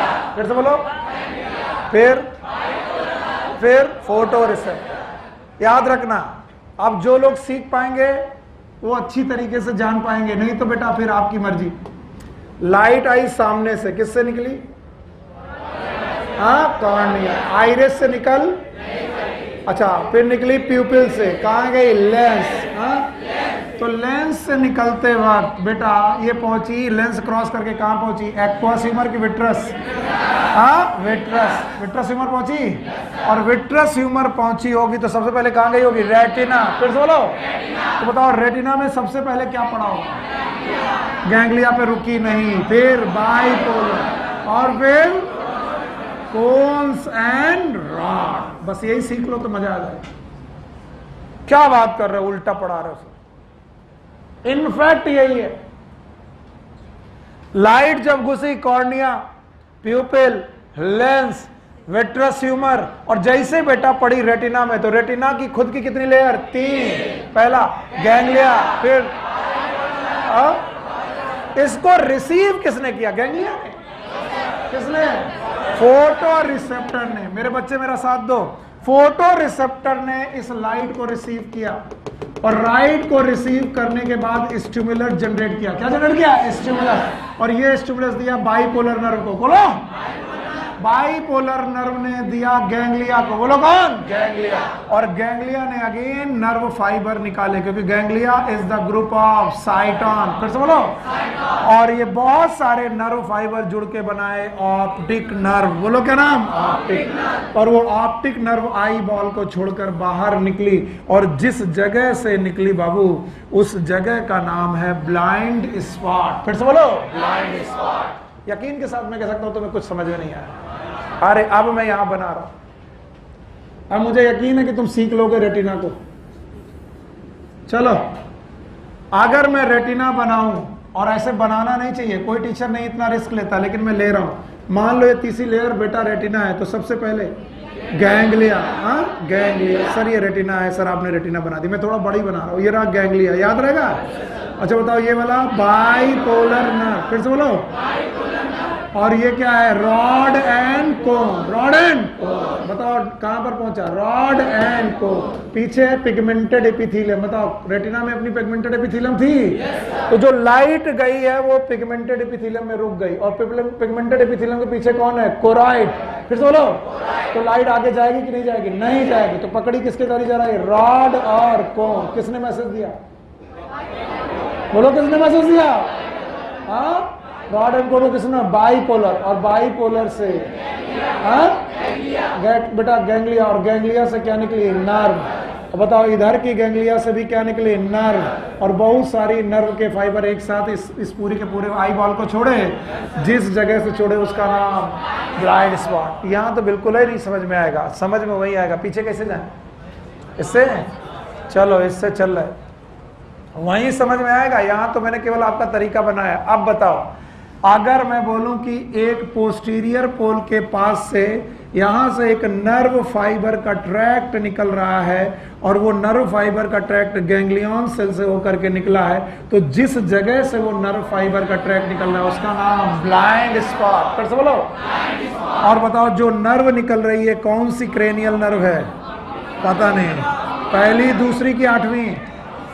पहली थी ऑकुलोमोटर, नहीं पहली थी ऑप्टिक ऑल्फैक्टरी, दूसरी थी ऑप्टिक। क्या ये ऑप्टिक नर्व है? तो ये है ऑप्टिक नर्व। और जिस जगह से ऑप्टिक नर्व निकल रही है ना वहां रॉड है ना वहां कोन है, इसलिए वहां पर एक स्पॉट बन रहा है। नाम बताओ, ब्लाइंड स्पॉट। फिर से बोलो, ब्लाइंड स्पॉट। और बोलते हैं इसी ब्लाइंड स्पॉट के थोड़ा लेटरल रेटिना सबसे थिनेस्ट है। थिकेस्ट की थिनेस्ट रेटिना सबसे थिनेस्ट है, और जिस जगह पर रेटिना सबसे थिनेस्ट है उस जगह पर डिप्रेशन है। बोलो क्या है? डिप्रेशन। और उस डिप्रेशन का नाम है फोविया। बोलो क्या नाम? फोविया। और इस फोविया में कटा कोन सेल्स, बोलो कोन सेल्स बहुत डेंसली पैक्ड है, बहुत ज्यादा डेंसली पैक है। ऑल्दो मैंने रॉड और कोन के बारे में अभी कुछ नहीं पढ़ाया, आपको पढ़ाऊंगा, टाइम लगेगा तभी पढ़ाऊंगा। पर अभी आपको मान के चलो कि बताओ कितनी लेयर थी रेटिना में? तीनों याद है? पहले बोलो, गैंग्लिया, बाइपोलर और रॉड एंड कोन्स। उनमें रॉड एंड कोन्स में इस जगह पर कौन है? रॉड की कोन्स, और इस जगह की इमेज शार्पेस्ट है। कैसी है? शार्पेस्ट। और इस डिप्रेशन में पीला पीला स्पॉट है, और पीला को लूटिया बोलते हैं, and that's why this spot is known as macula lutea. ये लूटिया शब्द तीसरी बार आया, याद करो, कॉर्पस ल्यूटिया, याद है? ल्यूटिनाइजिंग हार्मोन, LH, याद आया? अभी क्या आया? Macula lutea, and that's why this spot is known as yellow spot. फिर से बोलो। और इस येलो स्पॉट पे इमेज का रिजोल्यूशन मिनिमम की मैक्सिमम विजुअल एक्विटी। एक्विटी का मतलब होता है रिजोल्यूशन, सबसे ज्यादा विजुअल रिजोल्यूशन इसी पॉइंट पर आ रहा है, और ये है आपकी आई बॉल। लेकिन बच्चा मेरे, तुमको ये समझना बहुत जरूरी है कि ऑप्टिक नर्व कैसे बन रही होगी। तो पूरी रेटिना के क्या होंगे? रॉड्स एंड कोन। किसको मैसेज दे रहे होंगे? Bipolar nerve. बाइपोलर किसको? गैंग्लिया। और पूरी रेटिना के गैंग्लिया क्या बना रहे होंगे? नर्व। और वो नर्व एक जगह से निकल रही होगी, जिस जगह से निकल रही होगी उस स्पॉट का नाम ब्लाइंड स्पॉट। बताइए यहाँ इमेज बनेगी कि नहीं बनेगी? नहीं बनेगी। और उसके लेटरल साइड में एक डिप्रेशन होगा, डिप्रेशन का नाम फोविया, और उस फोविया में पीला पीला कुछ होगा, यहाँ पर इसका नाम होगा मैकुला ल्यूटिया। और यहाँ पर कोन की रॉड, कोन का बेटा अरेंजमेंट मिनिमम की मैक्सिमम, और ये मैक्सिमम जो कोन है इस जगह से पीला पीला कलर होगा। बोलो क्या होगा? Macula lutea. मेरे बच्चे चलो बेटा, इन साइड टू आउटसाइड, चलो लेयर बताओ पहले। गैंग्लिया, और उसके पीछे पिगमेंटेड एपिथेलियम। तो बताओ रेटिना की सबसे पीछे वाली लेयर पिगमेंटेड एपिथेलियम। इसका मतलब कोरॉइड के साथ रेटिना की एक पिगमेंटेड एपिथेलियम है। यस और नो? तो कोरॉइड भी पिगमेंटेड और रेटिना की भी बेटा लेयर बेटा पिगमेंटेड है। याद रखना, रेटिना सीलरी बॉडी तक आते आते अपनी तीनों लेयर खत्म कर देती। कौन सी तीन लेयर? गैंग्लिया, फिर से बोलो, गैंग्लिया, और जिस जगह ये खत्म करती है उस कनेक्शन का नाम है ओरा सेराटा। ओरा सेराटा आपकी एनसीईआरटी में नहीं है, लिख लेना, ओरा सेराटा। रेटिना की तीनों लेयर खत्म, लेकिन इसकी पिगमेंटेड एपिथेलियम अभी भी कोरॉइड के साथ आगे बढ़ती है, और इसीलिए कोरॉइड में एक और कलर मिल सकता है। बोलो किसका? रेटिना। और रेटिना की कौन सी लेयर था? पिगमेंटेड। सुना ही नहीं आपने? सबसे पहले गैंग्लिया, फिर फाइबर बाइपोलर में, फिर रॉड्स एंड कोर्स, और फिर एपिथेलियम कौन सी, पिगमेंटेड, और फिर कौन है, कोराइड। तो कोराइड भी पिगमेंटेड और रेटिना की पिगमेंटेड एपिथेलियम भी पिगमेंटेड। ये दोनों यहां पर आई, 3 लेयर खत्म हुई, केवल बेटा पिगमेंटेड एपिथेलियम आगे निकली। इस पॉइंट का नाम है ओरा सेराटा। बताओ इस जगह से इस जगह के बीच का चैम्बर का नाम एक्वस चैम्बर, और लेंस से रेटिना के बीच में विट्रस चैम्बर। यहां क्या भरा है, विट्रस ट्यूमर, और यहां क्या भरा है, एक्वस ट्यूमर। मैं फिर आपसे कहूंगा, ध्यान सुनिएगा, फिर आपसे कहूंगा, जो लोग ये सीख गए वो राजा बाबू हैं। बताओ क्या ये आई है, बोलो ये आई है, क्या इसमें आई बना सकते हो, सबसे बाहर वाली फाइब्रस है। बताओ ये क्या है, कॉर्निया, ये क्या है, स्क्लेरा। दूसरे नंबर वाली याद है, बोलो क्या नाम था, कोराइड। सिलरी बॉडी आई, बताओ ये क्या है, आइरिस। आइरिस। क्या ये सस्पेंसरी फिलामेंट है, यस और नो? बताओ सस्पेंसरी फिलामेंट में क्या जुड़ा है, लेंस। लेंस। ये आइरिस है, अभी रेटिना नहीं बनी। क्या रेटिना की 3 लेयर हैं? बोलो सबसे पीछे लेयर पिगमेंटेड, बोलो। चलो मैं पिगमेंटेड एपिथेलियम बनाता हूं। सबसे पीछे पिगमेंटेड, और उसके बाद रॉड एंड कोन, बोलो कौन, फिर बाइपोलर, और फिर गैंग्लिया। गैंग्लिया नर्व निकाल रही है, स्पॉट का नाम बाइस। तो क्या हमारी रेटिना की भी पिगमेंटेड एपिथेलियम है? जिस जगह वो खत्म हो रही है तीनों लेयर, ओरा सिर्फ, उसके बाद क्या चालू है, पिगमेंटेड एपिथेलियम। और इसीलिए जिस कलर की रेटिना की पिगमेंटेशन होगा, आइरिस उसी कलर की दिखाई पड़ेगी। अदरवाइज आइरिस कलरफुल नहीं थी। आइरिस का नेचर तो क्या था, वस्कुलर। बोलो क्या, मैंने बोला था वस्कुलर होना उसका नेचर था। उसे कलर किससे मिला, पिगमेंटेड एपिथेलियम। नहीं आया? मैकेनिज्म ऑफ विजन आज पढ़ाऊंगा नहीं, क्योंकि इट विल टेक टाइम। सो कल ये चैप्टर खत्म हो जाएगा। आई खत्म, ईयर खत्म।